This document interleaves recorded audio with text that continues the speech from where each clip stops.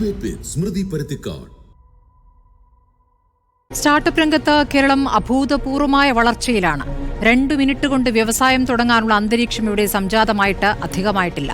കഴിഞ്ഞ 3.5 വർഷത്തിനിടയിലാണ് 2,90,000 സംരംഭങ്ങൾ ആരംഭിച്ചത്. ദി ന്യൂ ഇന്ത്യൻ എക്സ്പ്രസിൽ ഇന്നലെ പ്രസിദ്ധീകരിച്ച changing Kerala lumbering jumbo to a light tiger എന്ന ലേഖനത്തിലാണ് ആഗോള ആവാസ വ്യവസ്ഥ റിപ്പോർട്ടിലെ കണക്കുകൾ ഉദ്ധരിച്ചുള്ള കോൺഗ്രസ് പ്രവർത്തക സമിതി അംഗവും കോൺഗ്രസ് എംപിയുമായ ശശി തരൂരിന്റെ പുകഴ്ത്തൽ. തരൂരിന് നന്ദി പറഞ്ഞ വ്യവസായ മന്ത്രി പി രാജീവ് രംഗത്തെത്തുന്നു. വിഴിഞ്ഞം കോൺക്ലേവിൽ തരൂർ ആദ്യന്തം പങ്കെടുത്തതിലും അദ്ദേഹം ആവോളം നന്ദി പറയുന്നു. ഇവിടെ സഭയിലും പുറത്തും സർക്കാരിനെ വിമർശിക്കുന്ന കോൺഗ്രസ് നേതാക്കളെ പ്രതിരോധത്തിലാക്കി അദ്ദേഹം ഇപ്പോഴും എഴുതിയതിൽ ഉറച്ചു നിൽക്കുകയാണ്. പുകഴ്ത്തൽ പിണറായി സർക്കാരിൽ ഒതുങ്ങുന്നില്ല.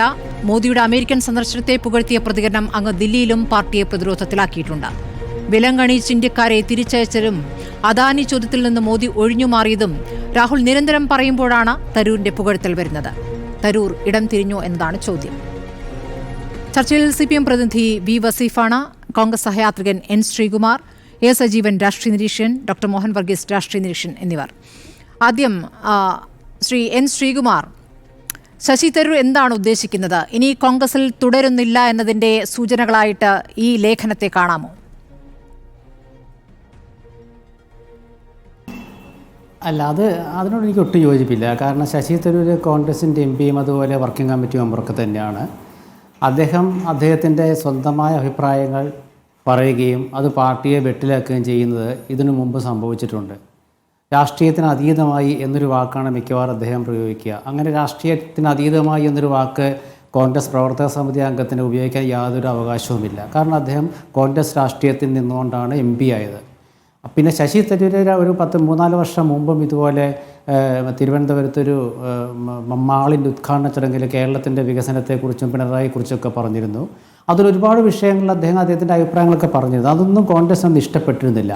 അത് സത്യസന്ധമായ കാര്യങ്ങൾ അദ്ദേഹം വിലയിരുത്തിയാൽ അതിൽ തെറ്റൊന്നുമില്ല. കാരണം അദ്ദേഹത്തിന് കോൺഗ്രസിൽ പ്രത്യേക സ്ഥാനം കൊടുത്തിട്ടുണ്ട്. എന്ന് വെച്ചാൽ അദ്ദേഹത്തിൻ്റെ പ്രവൃത്തി പരിചയം എന്ന് പറയുന്നതും പ്രവൃത്തി പഥം എന്ന് നമ്മളൊക്കെ പറയുന്നതും ഒക്കെ രാഷ്ട്രീയത്തിനപ്പുറത്താണ്. രാഷ്ട്രീയത്തിൽ വന്നിട്ട് 10-14 വർഷമല്ലേ ആയിട്ടുള്ളൂ. അപ്പോൾ ആ ഒരു പരിചയക്കുറവ് അദ്ദേഹത്തിനുണ്ട്. അംഗമാണ്, മത്സരിച്ച് നേടിയെടുത്തതാണ് പ്രവർത്തക സമിതി അംഗത്വം. കോൺഗ്രസിന്റെ ഉത്തരവാദിത്തപ്പെട്ട MP ആണ്. താൻ കോൺഗ്രസിന്റെ വക്താവല്ല എന്നാണ് അദ്ദേഹം ഈ ലേഖനത്തോടുള്ള കോൺഗ്രസ് നേതാക്കളുടെ വിമർശനങ്ങളോട് പ്രതികരിച്ചത്. വക്താവല്ല എങ്കിൽ കോൺഗ്രസിനോട് ഉത്തരവാദിത്തമില്ല എന്നാണോ? ഈ ലേഖനത്തിനൊടുവിൽ കാര്യങ്ങൾ പറയുന്നത് വ്യക്തിപരമാണ് എന്ന് പറയുന്നു. അങ്ങനെ വ്യക്തിപരമായി കോൺഗ്രസ് പ്രവർത്തക സമിതി അംഗത്തിന് ഇത്ര നെടുനീളൻ ലേഖനം പാർട്ടിക്ക് വിരുദ്ധമായി നിൽക്കുന്ന, അല്ലെങ്കിൽ ഇവിടെ CPMനെ പുകഴ്ത്തിക്കൊണ്ടൊരു ലേഖനം കോൺഗ്രസിലെ ഒരു നേതാവിന് വ്യക്തിപരമായി എഴുതാൻ സാധിക്കുമോ? അത് ശശി തരൂരിന് മാത്രമുള്ളൊരു ഇളവാണോ?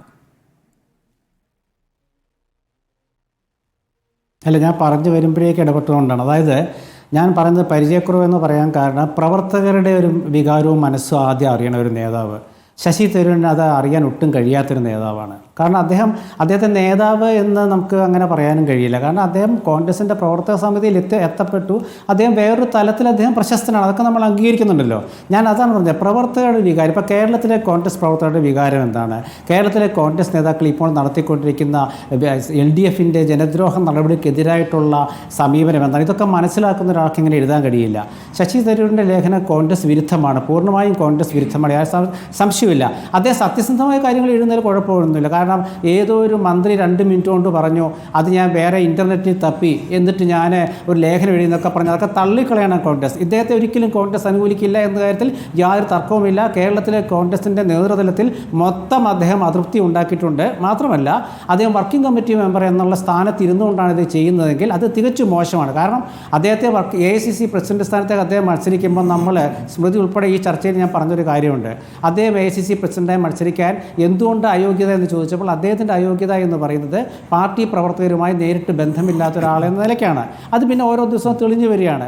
ഇടയ്ക്കിടയ്ക്ക് ശശി തരൂർ ഇങ്ങനെ ഓരോ അഭിപ്രായം പറയും. എന്നിട്ട് അഭിപ്രായം പറയുമ്പോൾ എനിക്ക് വ്യക്തിപരമായ അഭിപ്രായം ഉണ്ടെന്ന് പറയുകയാണെങ്കിൽ അദ്ദേഹം ചുരുങ്ങിയത് ആ പ്രവർത്തക സമിതി അംഗത്വമെങ്കിലും ഒഴിഞ്ഞിട്ട് വേണം പറയാനായിട്ട്.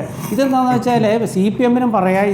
അദ്ദേഹം ഇന്നലെ പറഞ്ഞത് CPMനും അനുകൂലിച്ച് പറയാം, അല്ല CPMനും പൊക്കിപ്പിടിക്കാം, അതുപോലെ BJPക്കും പൊക്കിപ്പിടിക്കാം. ഒരേ സമയം പിണറായി വിജയൻ്റെ ഗവൺമെൻറ്റിനെ പോഴ്ത്തുന്നു, മോദിയെ പോഴ്ത്തുന്നു. കോൺഗ്രസിനെ സംബന്ധിച്ച് സംബന്ധിച്ചിടത്തോളം പിണറായി വിജയനും മോദി ഒരേപോലെ.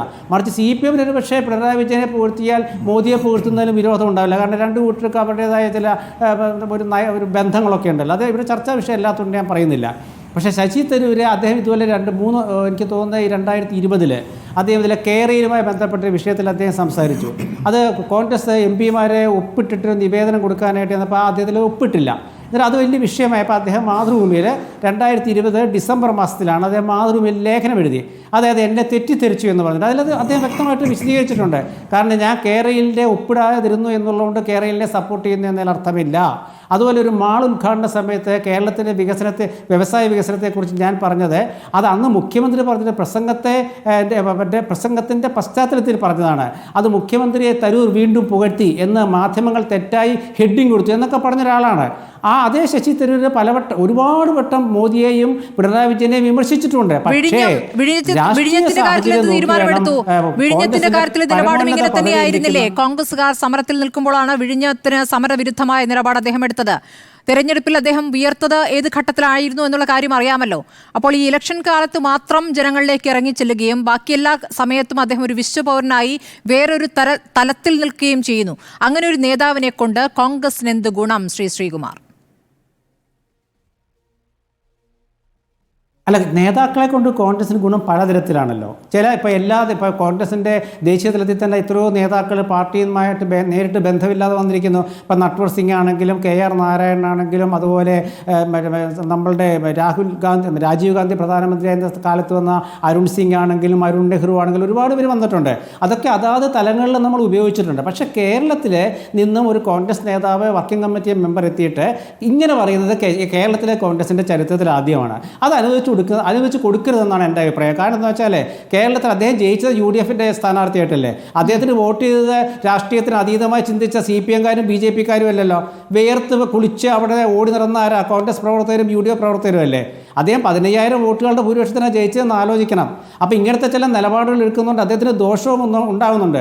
നേരെ മറിച്ച് എനിക്ക് വ്യക്തിപരമായ അഭിപ്രായമുണ്ട്. എൻ്റെ രീതി അതാണെന്നൊക്കെ പറഞ്ഞാൽ അതൊന്നും അംഗീകരിച്ച് കൊടുക്കരുതെന്നാണ് എനിക്ക് പറയാനുള്ളത് കോൺഗ്രസിനോട്. മാത്രമല്ല സൂചനകൾ ഇപ്പോൾ വരുന്നുണ്ട്. കാരണം കേരളത്തിൽ നിന്നും ഹൈക്കമാൻഡ് ഇടപെടണം എന്നുള്ള ആവശ്യം സമ്മർദ്ദമായി തന്നെ പോയിരുന്നു. അതുകൂടാതെ ഡൽഹിയിൽ അദ്ദേഹം നടത്തിയ പ്രതികരണം, മോദിയെ പുകഴ്ത്തിക്കൊണ്ടുള്ള പ്രതികരണം, അതിലുള്ള പ്രതികരണമായിട്ടാണോ എന്നറിയില്ല. ഇപ്പോൾ ജയറാം രമേശിന്റെ പോസ്റ്റ് വന്നിരിക്കുന്നു, പരസ്യ പ്രതികരണം വന്നിരിക്കുന്നു. അഭിപ്രായ സ്വാതന്ത്ര്യം നിലനിൽക്കുന്ന ഒരേയൊരു പാർട്ടി കോൺഗ്രസ് ആണ്. നേതാക്കൾക്ക് വ്യക്തിപരമായ കാഴ്ചപ്പാടുകളൊക്കെ ഉണ്ടാകും, പക്ഷേ ചില അഭിപ്രായങ്ങൾ പാർട്ടിയുടെ കൂട്ടായ അഭിപ്രായത്തെ പ്രതിഫലിപ്പിക്കത്തക്കതായിരിക്കണം.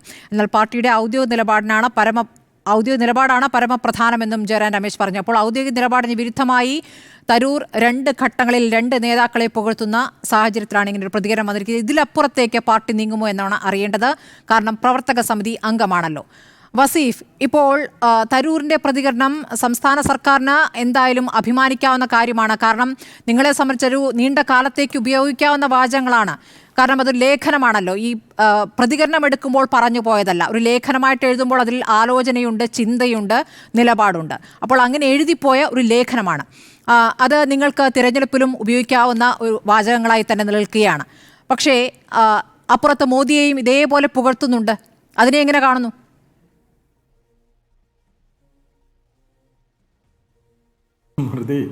നിങ്ങളിങ്ങനെ ബാലൻസ് ചെയ്ത് സംസാരിക്കണ്ട. ഇതിൽ നമ്മളിപ്പോൾ കേരളത്തിന് കിട്ടിയ ഒരു അംഗീകാരമായി ഇതിനെ കാണണം എന്നുള്ളതാണ് എൻ്റെ ആദ്യ അഭിപ്രായം. കാരണം കേരളം വ്യവസായങ്ങളുടെ ശവപ്പറമ്പാണ് എന്നായിരുന്നു പൊതുവേ ഉള്ളൊരു നരേഷൻ. അങ്ങനെ പറഞ്ഞ് ഈ നാടിനെ അങ്ങ് പഠിപ്പിക്കാനായിരുന്നു പൊതുവെ നമ്മുടെ നാട്ടിലെ ഒരു വലതുപക്ഷ ചിന്താഗതിക്കാരുടെയൊക്കെ ഒരു ശ്രമം. എന്നാൽ ഞങ്ങൾ ഇടതുപക്ഷം തെരഞ്ഞെടുപ്പിന് മുന്നേ ഈ നാടിനോട് പറഞ്ഞതാണ് വ്യവസായ സൗഹൃദ സംസ്ഥാനമാക്കി നമ്മുടെ സംസ്ഥാനത്തെ മാറ്റും. ഇന്ത്യയിലെയും ലോകത്തിലെയും നിക്ഷേപകർക്ക് വളരെ സൗകര്യപ്രദമായി ഇവിടെ വന്ന് അവർക്ക് വ്യവസായങ്ങൾ തുടങ്ങാനുള്ള എല്ലാ സാഹചര്യവും ഒരുക്കും. കേരളത്തിലെ എല്ലാ ചട്ടക്കൂടുകളിൽ നിന്നുകൊണ്ട് കേരളത്തിൻ്റെ മുന്നേറ്റത്തിന് വ്യവസായങ്ങൾ ആവശ്യമാണ്. എന്നാൽ കേരളത്തിൻ്റെ സാഹചര്യങ്ങൾക്കനുസരിച്ചുള്ള സൗകര്യങ്ങൾ ചെയ്തു കൊടുക്കും. അങ്ങനെ വളരെ ഇച്ഛാശക്തിയോടുകൂടി ഇടപെട്ട ഒരു മുന്നണി, ആ മുന്നണിയാണ് ഇടതുപക്ഷം. ആ മുന്നണി കഴിഞ്ഞ 8 വർഷക്കാലയളവിലെ ഭരണം കൊണ്ട് ഈ കേരളത്തെ ഇന്ത്യയിലെ നിക്ഷേപ സൗഹൃദ സംസ്ഥാനമാക്കി മാറ്റി എന്നുള്ളത് ഈ നാടിൻ്റെ മുമ്പിലുള്ള യാഥാർത്ഥ്യമാണ്. ആ യാഥാർത്ഥ്യത്തിന് ഒരു ഒപ്പിട്ട് തന്നു ആര്? ഇന്ത്യയിലെ കോൺഗ്രസിൻ്റെ തലമുതിർന്ന നേതാവ് ഡോക്ടർ ശശി തരൂർ. അതിനെ നമ്മൾ അങ്ങനെ കണ്ടാൽ മതി. അദ്ദേഹം ഈ കേരളത്തിൽ നിന്നുള്ള തിരുവനന്തപുരത്തു നിന്നുള്ള ഒരു MP ആണ്. അദ്ദേഹത്തിൻ്റെ കാഴ്ചപ്പാടുകൾ, നോക്കിക്കാണലുകൾ, പ്രത്യേകിച്ച് ഈ വികസന രംഗത്തുള്ള ഈ ഇൻഡിക്കേറ്റേഴ്സ് ഒക്കെ വെച്ച് പരിശോധിച്ച് അത് പറയുമ്പോൾ അതൊരു പൊളിറ്റിക്കൽ സ്റ്റേറ്റ്മെന്റ് അല്ലല്ലോ, അതൊരു വിലയിരുത്തലാണ്. ശരി, വികസനത്തിൽ രാഷ്ട്രീയമില്ല എന്ന് അദ്ദേഹം ആവർത്തിക്കുന്നുണ്ട്. ഇപ്പോൾ മന്ത്രി P രാജീവും ആ നിലയ്ക്കുള്ള പ്രതികരണം ഇപ്പോൾ ഏറ്റവും ഒടുവിൽ നടത്തിയിട്ടുണ്ട്. വികസനത്തിന്റെ കാര്യത്തിൽ നമുക്ക് ഒന്നിച്ചു നിൽക്കാം, അതിന്റെ പേരിൽ കോൺഗ്രസുകാർ തമ്മിൽ തല്ലരുത് എന്നൊക്കെ നല്ല രീതിയിൽ ഉപദേശിക്കുന്നുണ്ട്. പക്ഷെ അങ്ങനെയെങ്കിൽ തരൂരിന്റെ എല്ലാ വാചകങ്ങളും നിങ്ങൾ അംഗീകരിക്കണം. കാരണം ചെങ്കൊടിക്ക് കീഴിൽ വികസനവും വളർച്ചയും ഉണ്ടാകില്ല എന്ന് കമ്മ്യൂണിസ്റ്റുകാർ മനസ്സിലാക്കുന്നു എന്ന് പറയുന്നു. ചെങ്കൊടിയും സമരവും വികസനത്തിലേക്ക് നയിക്കില്ല എന്ന ബോധ്യം ഇപ്പോൾ നിങ്ങൾക്കുണ്ടായി എന്ന് പറയുന്നു. ഇതൊക്കെ ആ നിലയ്ക്ക് നിങ്ങൾ അംഗീകരിക്കുന്നുണ്ടോ? വളർച്ചയ്ക്ക് പുരോഗതിക്കുമുള്ള മാർഗം മുതലാളിത്തമാണ് എന്ന് അദ്ദേഹം ഉറപ്പിച്ചു പറയുന്നു. അപ്പോൾ അതിലേക്ക് നിങ്ങൾ എത്തി എന്ന് കൂടിയാണ് അദ്ദേഹം ഉദ്ദേശിക്കുന്നത്. നിങ്ങളിങ്ങനെ എന്തൊരു അജണ്ട വെച്ച് സംസാരിക്കുന്നത്. അതെന്താ അജണ്ട? അദ്ദേഹം പറഞ്ഞ മുഴുവൻ കാര്യങ്ങളിലേക്ക് പോകുമ്പോൾ എങ്ങനെ അജണ്ടയാവുന്നത്? അല്ല, എന്ത് അജണ്ടയായാലും അതാ ഞാൻ പറയുന്നത്. ഞാൻ പറഞ്ഞോട്ടെ, നിങ്ങൾ പറഞ്ഞല്ലോ. ഞങ്ങളെ സംബന്ധിച്ചിടത്തോളം ഞങ്ങളുടെ പാർട്ടിയുടെ പോളിറ്റ് ബ്യൂറോ അംഗമല്ല ഡോക്ടർ ശശി തരൂർ. ഞങ്ങളെ വിമർശിക്കുന്ന, ഞങ്ങളെ ആക്ഷേപിക്കുന്ന, ഞങ്ങളെ തീർക്കാൻ പരിശ്രമിക്കുന്ന കോൺഗ്രസ് പാർട്ടിയുടെ തലമുതിർന്ന നേതാവാണ്. അദ്ദേഹത്തിൻ്റെ നിരവധിയായ ആക്ഷേപങ്ങളുടെയും ഒക്കെ ഇടയിൽ അദ്ദേഹത്തിൻ്റെ ഒരു വിലയിരുത്തൽ, അദ്ദേഹത്തിൻ്റെ ഒരു അഭിനന്ദനം, അതിനെ ഞങ്ങൾ നോക്കിക്കാണുന്നു എന്നുള്ളതിൻ്റെ അപ്പുറത്തേക്ക് അദ്ദേഹം എല്ലാ പൊതുയോഗങ്ങളിൽ പറയുന്നതും എല്ലാ ഇടത്തിലും പറയുന്നതും ഒക്കെ ഞങ്ങളെ കേരളത്തിൽ സതീശൻ പറഞ്ഞതല്ല. അതെ, ആ ലേഖനത്തിൽ ഉണ്ടായിക്കോട്ടെ. ഞാൻ പറയട്ടെ, ആ ലേഖനത്തിൽ ഇപ്പൊ അദ്ദേഹം പറഞ്ഞത് എന്താന്നുള്ളത് നിങ്ങൾ അദ്ദേഹത്തിനോട് പിന്നീട് വീണ്ടും ചോദിച്ചപ്പോഴും അദ്ദേഹം ഉറച്ചു നിന്നത് കേരളത്തിന്റെ വികസന മുന്നേറ്റത്തിൽ ആണ്. ആ വികസന മുന്നേറ്റം അല്ല,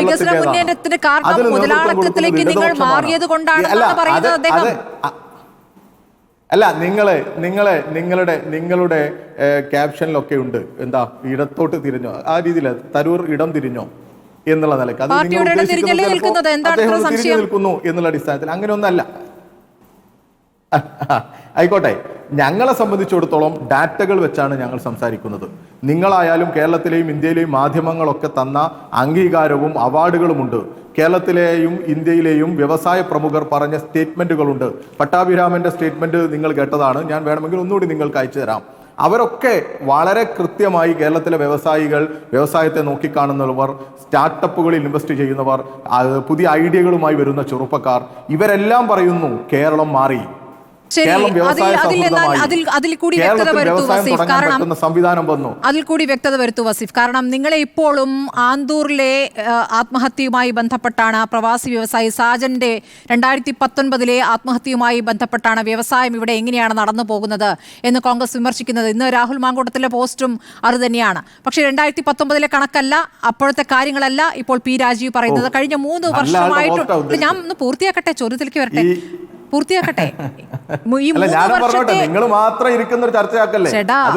ചോദ്യം പൂർത്തിയാക്കട്ടെ. ചോദ്യം മനസ്സിലാക്കുന്നതിന് മുൻപേ മനസ്സിലാക്കിയ രൂപത്തിൽ പറയാതിരിക്കും. 3 വർഷത്തെ വസീഫ്, ഞാൻ ഒന്ന് പൂർത്തിയാക്കട്ടെ, ക്ഷമ കാണിക്കൂ. ചോദ്യം പൂർത്തിയാക്കണ്ടേ, എന്നാലല്ലേ ഉത്തരം പറയാൻ പറ്റുക. കോൺഗ്രസ് പറയുന്നതാണ് ഞാൻ പറയാം. ഒന്ന് പൂർത്തിയാക്കട്ടെ ദയവ്, ഇതൊന്ന് ക്ഷമയോടെ കേൾക്കൂ. കോൺഗ്രസ് ഇപ്പോഴും 2019 സാജന്റെ ആത്മഹത്യയെക്കുറിച്ച് പറഞ്ഞുകൊണ്ടിരിക്കുന്നു, പത്തനംതിട്ടയിലെ പത്തനാപുരത്തെ ആത്മഹത്യയെക്കുറിച്ച് പറഞ്ഞുകൊണ്ടിരിക്കുന്നു. പക്ഷേ കഴിഞ്ഞ 3 വർഷത്തെ വികസനത്തെക്കുറിച്ചാണ് P രാജീവ് പറയുന്നത്. ഈ 3 വർഷത്തിനിടയിൽ 3 ലക്ഷം സംരംഭങ്ങൾ എന്ന് പറയുന്നത് ചെറിയ കാര്യമല്ല. 2,90,000 എന്നാണ് യഥാർത്ഥ കണക്ക്. അങ്ങനെ 2,90,000 പുതിയ സംരംഭങ്ങൾ കേരളത്തിൽ വന്നു കഴിഞ്ഞു. അങ്ങനെയെങ്കിൽ ബജറ്റിൽ ധനമന്ത്രി പറയുന്ന ഒരു കാര്യമുണ്ടല്ലോ, യുവാക്കൾ ഇവിടെ നിന്ന് മുഴുവൻ നാട് വിടുകയാണ്, അവരെ തിരിച്ചെത്തിക്കാനുള്ള സംവിധാനം ഒരുക്കണം, അതിനുള്ള കാര്യങ്ങളിലേക്ക് ആലോചന പോകുന്നുവെന്ന്. രണ്ടും കൂടി ചേർന്ന് പോകുന്നില്ല, ഒന്ന് വിശദീകരിക്കാം. ഇവിടെ നിങ്ങളിപ്പോൾ ഉദ്ധരിച്ച ചില മഹാന്റെ പേരൊക്കെ കണ്ടു, വലിയ അഭിപ്രായം പറയുന്ന ആളുകളാണ്. അവരുടെയൊക്കെ ഫേസ്ബുക്ക് പോസ്റ്റിനൊക്കെ ആരാണ് വില കൽപ്പിക്കുന്നത്? എന്ത് വിലയായുള്ളത്? എന്തും ആക്ഷേപത്തോടു കൂടി ആരെയും പുച്ഛിക്കുന്ന, നുണ മാത്രം പറയുന്ന ആളുകളല്ലേ ഇവരൊക്കെ. കഴിഞ്ഞ ദിവസം ഒരു ഡിബേറ്റിൽ പറയുന്ന കണക്കുകൾ ഞങ്ങളത് പിന്നീട് ഉദ്ധരിച്ചുകൊണ്ട് തന്നെ എടുത്തു. കേരളത്തിലെ നിയമനങ്ങളുടെ കണക്ക് നിയമസഭയിൽ പറഞ്ഞത് ഇതാണ് എന്ന് പറഞ്ഞ് അന്ന് നുണ പറഞ്ഞു. ഞാൻ വേണേൽ നിങ്ങൾക്ക് അയച്ചുതരാം. അങ്ങനെ നുണ പറയുന്നവരുടെ മാത്രം പേരുകളൊക്കെ ഉദ്ധരിച്ച് അവരുടെ ഫേസ്ബുക്ക് പോസ്റ്റുകളൊക്കെ വലിയ സംഭവമാക്കി ഉദ്ധരിക്കുക എന്നൊക്കെ പറഞ്ഞാൽ നിങ്ങളോടൊക്കെ അല്പം ഒരു എന്താ പറയുക, ഇവിടുത്തെ ഒരു MLA, ഇവിടെ ഒരു പ്രതിപക്ഷ MLA പ്രതികരിക്കുന്ന കാര്യം ഒരു ചോദ്യമായി ചോദിച്ചാൽ അതിലൊരു വിഷമം കാണിക്കേണ്ട കാര്യം. ഒന്നാമത്തെ കാര്യം എന്റെ ചോദ്യം അതല്ല. ഒന്നാമത്തെ കാര്യം എന്റെ ചോദ്യം അതല്ല. 3 വർഷത്തെ കണക്കാണ് ഞാൻ ചോദിച്ചത്. കോൺഗ്രസിന്റെ വക്താവില്ല എന്ന് കരുതി നിങ്ങൾ കോൺഗ്രസ് ആയിരിക്കല്ലേ? അവിടെ പകരമുണ്ടല്ലോ. വസീഫ്, ഇത് വളരെ മോശമാണ്. വളരെ മോശമാണിത്. എന്റെ ചോദ്യം ഈ 3 വർഷത്തെ വികസനത്തെ കുറിച്ചാണ്. അല്ല, ഞങ്ങളുടെ ഏതെങ്കിലും ചർച്ചയിൽ നിങ്ങൾ ഡിവൈഎഫ്ഐ നേതാക്കന്മാരുടെ ഇതുപോലെയുള്ള വിമർശനങ്ങൾ, ഫേസ്ബുക്ക് പോസ്റ്റുകൾ എത്രയോ തവണ എന്താ സംശയം, എത്രയോ തവണ പറഞ്ഞിട്ടുണ്ട്. ഞാൻ അതല്ല എന്റെ ചോദ്യം എന്ന് പറഞ്ഞു. വസീഫ്, എന്റെ ചോദ്യം ഈ 3 വർഷം 3 ലക്ഷം സംരംഭങ്ങൾ എന്ന് വിശദീകരിക്കൂ. നിങ്ങൾക്ക് ആ സംരംഭങ്ങൾ വിശദീകരിക്കാൻ പറ്റുമെങ്കിൽ അത് പറയൂ. സമയമില്ലേ? അപ്പൊ നിങ്ങൾ പറഞ്ഞോ. അതല്ലല്ലോ അധിക്ഷേപമാണല്ലോ പറഞ്ഞുകൊണ്ടിരുന്നത്. ചോദ്യത്തിന് ഉത്തരവല്ലല്ലോ. CPM-നെ കുറിച്ചല്ലല്ലോ പറഞ്ഞത്. അതുകൊണ്ട് നിങ്ങൾ ഈ സൈബർ ഇടത്തേക്കുള്ള കട്ട്സ് ഇങ്ങനെ കൊടുക്കാതെ ഉത്തരം പ്രയാസപ്പെടുന്നത്. സൈബർ ഇടത്തേക്കുള്ള കട്ട്സ് കൊടുക്കാണ്ട് ഒന്ന് ചോദ്യത്തിന് ഉത്തരം. നിങ്ങൾ ഇങ്ങനെ 1-2 വ്യക്തികളുടെ ഫേസ്ബുക്ക് നോക്കി ഇങ്ങനെ അഭിരമിച്ചിരിക്കല്ലേ? ശശി തരൂരൊക്കെ മന്ത്രി പി രാജീവിന്റെ ഫേസ്ബുക്ക് നോക്കിയിട്ടാണ് എന്റെ ചോദ്യം. തന്നെയല്ലേ നിങ്ങളൊക്കെ കരുതുന്നത്? കേട്ടോ, മന്ത്രി പി രാജീവിന്റെ ഫേസ്ബുക്ക് കൂടി നോക്കിയിട്ടാണ് എന്റെ ചോദ്യം. ഈ 3 ലക്ഷം സംരംഭങ്ങൾ നിങ്ങൾ നേരത്തെ പറഞ്ഞ പേര് പ്രതിപക്ഷത്തെ ഒരു MLA-യുടെ കാര്യം പറയാൻ പാടില്ല. വസീഫിനെ വിഷയം വെറുതെ വളച്ചൊടിക്കണ്ട. ഈ 3 വർഷത്തെ കാര്യം പി രാജീവ് പറഞ്ഞതിനോട് വിലയുണ്ടെങ്കിൽ അതിനൊരു മറുപടി പറയും. മന്ത്രി പി രാജീവ് പറഞ്ഞതിനോട് വിലയുണ്ടെങ്കിൽ അതിന് മറുപടി പറയാം. നിങ്ങളിങ്ങനെ പ്രയാസപ്പെടല്ലേ? എനിക്ക് പ്രയാസമില്ല, നിങ്ങൾക്ക് പ്രയാസം. നിങ്ങൾ പറയുമ്പോൾ നിങ്ങൾ അവരോട് ചോദിക്കണം. നിങ്ങൾ അവരോട് ചോദിക്കണം, അല്ലെങ്കിൽ അവരോട് പറയണം. ഞങ്ങളുടെ ഒക്കെ ഫേസ്ബുക്ക് പോസ്റ്റ് ഞാൻ അവരോട് പറയേണ്ട കാര്യമില്ല. അവർക്ക് വേണമെങ്കിൽ കണ്ടിട്ട് പറഞ്ഞോട്ടെ. ഇവിടെ കോൺഗ്രസിന്റെ ശബ്ദമായി ഇവിടെ ശ്രീകുമാറുണ്ട് സംസാരിക്കാൻ. DCC ട്രഷറർ ആത്മഹത്യ ചെയ്തിട്ടുണ്ട്. അതും KPCC നേതൃത്വത്തിന് കത്ത് കൊടുത്തിട്ടാണ് ആത്മഹത്യ ചെയ്തത്. എന്നിട്ട് ആ കുടുംബത്തെ ആക്ഷേപിച്ച നേതാവിന്റെ പേര് VD സതീശൻ എന്നാണ്. അതുകൊണ്ട് അതും കൂടി നിങ്ങൾ ചർച്ച ചെയ്യണം എന്ന് പറയണം. അതാണ് കേരളത്തിലെ അവസ്ഥ. അങ്ങനെ ആത്മഹത്യ ചെയ്തിട്ടുണ്ട്. പിന്നെ ആത്മഹത്യകളുടെ ഒരു കണക്ക് ക്രൈം റെക്കോർഡ് ബ്യൂറോ പുറത്തുവിട്ട ഒരു കണക്കുണ്ട്, നാഷണൽ ക്രൈം റെക്കോർഡ് ബ്യൂറോ. അതിൽ 1-ാം സ്ഥാനത്ത് ആരാന്നറിയോ? കർണാടകയാണ്. 2022 ക്രൈം റെക്കോർഡ് ബ്യൂറോ പുറത്തുവിട്ട കണക്കിൽ 2022 പുറത്തുവിട്ട കണക്കിൽ ബിസിനസ്സുകാർ ആത്മഹത്യ ചെയ്ത എണ്ണം 2538. കർണാടകയാണ് ഭരിക്കുന്നത്, കോൺഗ്രസാണ്. പിന്നെ ഉള്ളത് 1702 പേർ ആത്മഹത്യ ചെയ്ത സംസ്ഥാനമുണ്ട് മഹാരാഷ്ട്ര. തമിഴ്നാടുണ്ട് 3-ാം സ്ഥാനത്ത്, പശ്ചിമ ബംഗാളുണ്ട്, മധ്യപ്രദേശ് ഉണ്ട്. അങ്ങനെ അങ്ങ് എണ്ണുകയാണ്. കേരളമൊക്കെ അതിൽ എത്രയോ താഴെയാണ്. ഇങ്ങനെ എല്ലാ ഇൻഡിക്കേറ്റേഴ്സും നോക്കിക്കൊണ്ടാണ് കേരളം വ്യവസായ സൗഹൃദം എന്ന് പറയുന്നത്. ഇതൊക്കെ നോക്കിയും മനസ്സിലാക്കിയും വിലയിരുത്താനുള്ള ശേഷിയുള്ള ഒരാൾ കൂടിയാണ് ആര്? ഈ ഡാറ്റകളൊക്കെ പരിശോധിക്കുന്ന ഒരാൾ കൂടിയാണ് ശശി തരൂർ എന്ന് നിങ്ങൾക്കറിയാലോ. ഞങ്ങളെ വിമർശിക്കുന്ന കാര്യത്തിൽ അദ്ദേഹം പലതരത്തിൽ പൊളിറ്റിക്കലി രാഷ്ട്രീയമായി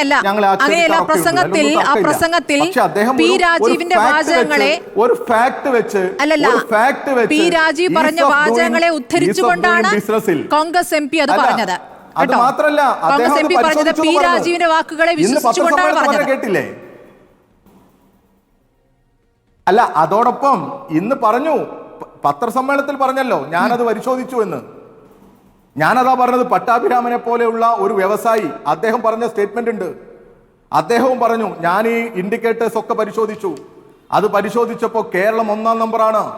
അതും BJP ഭരിക്കുന്ന രാജ്യത്ത് കേരളത്തിന് ഇങ്ങനെ 1-ാം റാങ്ക് കിട്ടുന്നത് വലിയ സന്തോഷം നൽകുന്നു. ഈ 3 ലക്ഷം സംരംഭങ്ങൾ എന്ന് പറയുന്നത്, ഈ 3 ലക്ഷം സംരംഭങ്ങളുടെ സ്വഭാവം എന്താണ് എന്ന് ചോദിക്കുന്നു. കാരണം രമേശ് ചെന്നിത്തല പറയുകയാണ്, ഒരു തയ്യൽ കട തുടങ്ങുന്നതിനെയും സംരംഭമായി അവതരിപ്പിക്കരുത് എന്ന്.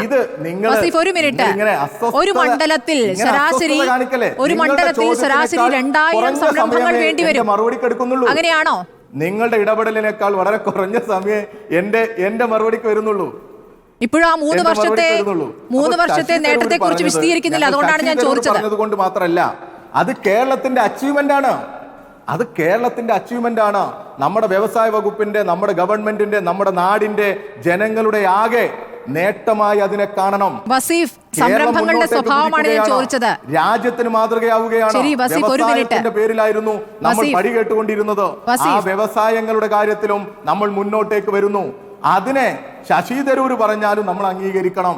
അതിനെ ഒരു എതിർ സ്ഥാനത്തിരിക്കുന്ന, ഒരു ഉന്നത സ്ഥാനത്ത്, കോൺഗ്രസിന്റെ നേതൃസ്ഥാനത്തിരിക്കുന്ന ഒരു കക്ഷി വന്നിട്ട് അഭിനന്ദിക്കുമ്പോ അതിനെ ഞങ്ങൾ തെറ്റായി വ്യാഖ്യാനിക്കേണ്ടതില്ല. എടുക്കുന്നു. കേരളത്തിന് അങ്ങനെ വ്യാവസായികമായി വളർച്ചയുണ്ടെങ്കിൽ നല്ല കാര്യം. അത് കേരളത്തിന്റെ നേട്ടമാണ്. അത് CPM-ന്റെ മാത്രം നേട്ടമല്ല, സർക്കാരിന്റെ മാത്രം നേട്ടമല്ല. ശരി, അത് അംഗീകരിക്കുന്നു. അങ്ങനെയെങ്കിൽ ഈ സംരംഭങ്ങൾ എന്ന് പറയുന്നത് 3 ലക്ഷം സംരംഭങ്ങൾ എന്ന് പറയുന്നത് ഒരു തയ്യൽ കട തുടങ്ങിയതിനെയും സംരംഭമായി അവതരിപ്പിക്കരുത് എന്ന് രമേശ് ചെന്നിത്തല പറയുകയാണ്. അങ്ങനെയെങ്കിൽ ചെന്നിത്തലയ്ക്കുള്ള മറുപടി എന്താണ്? കാരണം VD സതീശൻ പറയുന്നു ഒരു മണ്ഡലത്തിൽ ശരാശരി അങ്ങനെയെങ്കിൽ 2000 സംരംഭങ്ങൾ ഉണ്ടാകേണ്ടി വരും. അങ്ങനെയുണ്ടോ? ഈ കണക്ക് 2,90,000 വരുമ്പോൾ അങ്ങനെയാണ് വരുന്നത്. അങ്ങനെയുണ്ടോ? അങ്ങനെയുണ്ടെങ്കിൽ നിങ്ങൾ അറിയുന്ന, നിങ്ങളുടെ നാട്ടിൽ തന്നെയുള്ള പുതുതായി തുടങ്ങിയ പുതിയ സംരംഭങ്ങൾ 1-2 എണ്ണം പറയാം. എൻ്റെ നാട്ടിൽ തുടങ്ങിയ സംരംഭങ്ങളോ നിങ്ങളുടെ നാട്ടിൽ തുടങ്ങിയ സംരംഭങ്ങളോ എന്നുള്ളതല്ല. ഇതൊക്കെ പൊതുവായ കണക്കുകൾ കേരളത്തിലെ പൊതുമണ്ഡലത്തിലുള്ളതാണ്. നിങ്ങൾക്ക് അവൈലബിൾ ആയിട്ടുള്ള ഒരു മന്ത്രിയാണ് കേരളത്തിൻ്റെ മന്ത്രി, വ്യവസായ വകുപ്പ് മന്ത്രി. നിങ്ങൾക്ക് ഈ വിഷയത്തിൽ കണക്കുകളിൽ ഏതെങ്കിലും ഒരു കാര്യത്തിനുണ്ടെങ്കിൽ, ഞാനിപ്പോൾ ഈ 2 ലക്ഷത്തിൻ്റെ ഡീറ്റെയിൽ എടുത്ത് വന്നിരിക്കുന്ന ആളല്ല ഞാൻ. വൈകുന്നേരം 5 മണിക്ക് നിങ്ങൾ വിളിച്ചപ്പോൾ ഈ വിഷയത്തിൽ പൊതുവായുള്ള ഒരു ചർച്ചയ്ക്ക് വരുന്നതാണ്. വ്യവസായങ്ങൾ ഉണ്ടാകും, നിങ്ങളുടെ നാട്ടിൽ വ്യവസായങ്ങൾ ഉണ്ടാകും. സ്റ്റാർട്ടപ്പുകളുടെ 54, അതാ ഞാൻ പറഞ്ഞത്. അല്ല, നിങ്ങൾക്ക് അതിൽ ഒറ്റ വ്യവസായം തുടങ്ങിയത് നിങ്ങൾ കണ്ടില്ലേ? കേരളത്തിൽ ഇത്രയും വ്യവസായം തുടങ്ങിയത് നിങ്ങൾ വ്യവസായത്തിന്റെ കാര്യമല്ലല്ലോ പറഞ്ഞത്. 2,90,000 എന്ന് പറയുമ്പോൾ ഒരു മണ്ഡലത്തിൽ 20,000 ഈ റാങ്കിങ്ങിൽ നിങ്ങൾക്ക് സംശയമുണ്ടോ? അല്ല, 3 ലക്ഷം എന്നുള്ള കണക്കുകൾ വ്യവസായികളും അംഗീകരിച്ചു തരുന്നില്ല. ഞാൻ വ്യവസായികളുടെ അഭിപ്രായം തേടിയിരുന്നു. 3 ലക്ഷം എന്ന കണക്ക് അംഗീകരിക്കാൻ പറ്റില്ല എന്ന് പറഞ്ഞു. പി രാജീവ് വന്ന ശേഷം വ്യാവസായികമായി മുന്നേറ്റം ഉണ്ടായിട്ടുണ്ട് എന്ന് സമ്മതിക്കുന്ന വ്യവസായികൾ തന്നെ. നല്ല വ്യത്യാസമുണ്ട് വ്യവസായ വകുപ്പിന്റെ നിലപാടുകളിൽ, അല്ലെങ്കിൽ കമ്മ്യൂണിസ്റ്റ് സർക്കാരിൽ പി രാജീവ് വ്യവസായ മന്ത്രി ആയ ശേഷം മാറ്റങ്ങൾ ഉണ്ടായിട്ടുണ്ട് എന്ന് സമ്മതിക്കുന്നവർ തന്നെ ഈ കണക്ക് അംഗീകരിക്കുന്നില്ല. അതുകൊണ്ടാണ് ഞാൻ താങ്കളോട് ആവർത്തിച്ച ചോദ്യം ചോദിച്ചത്.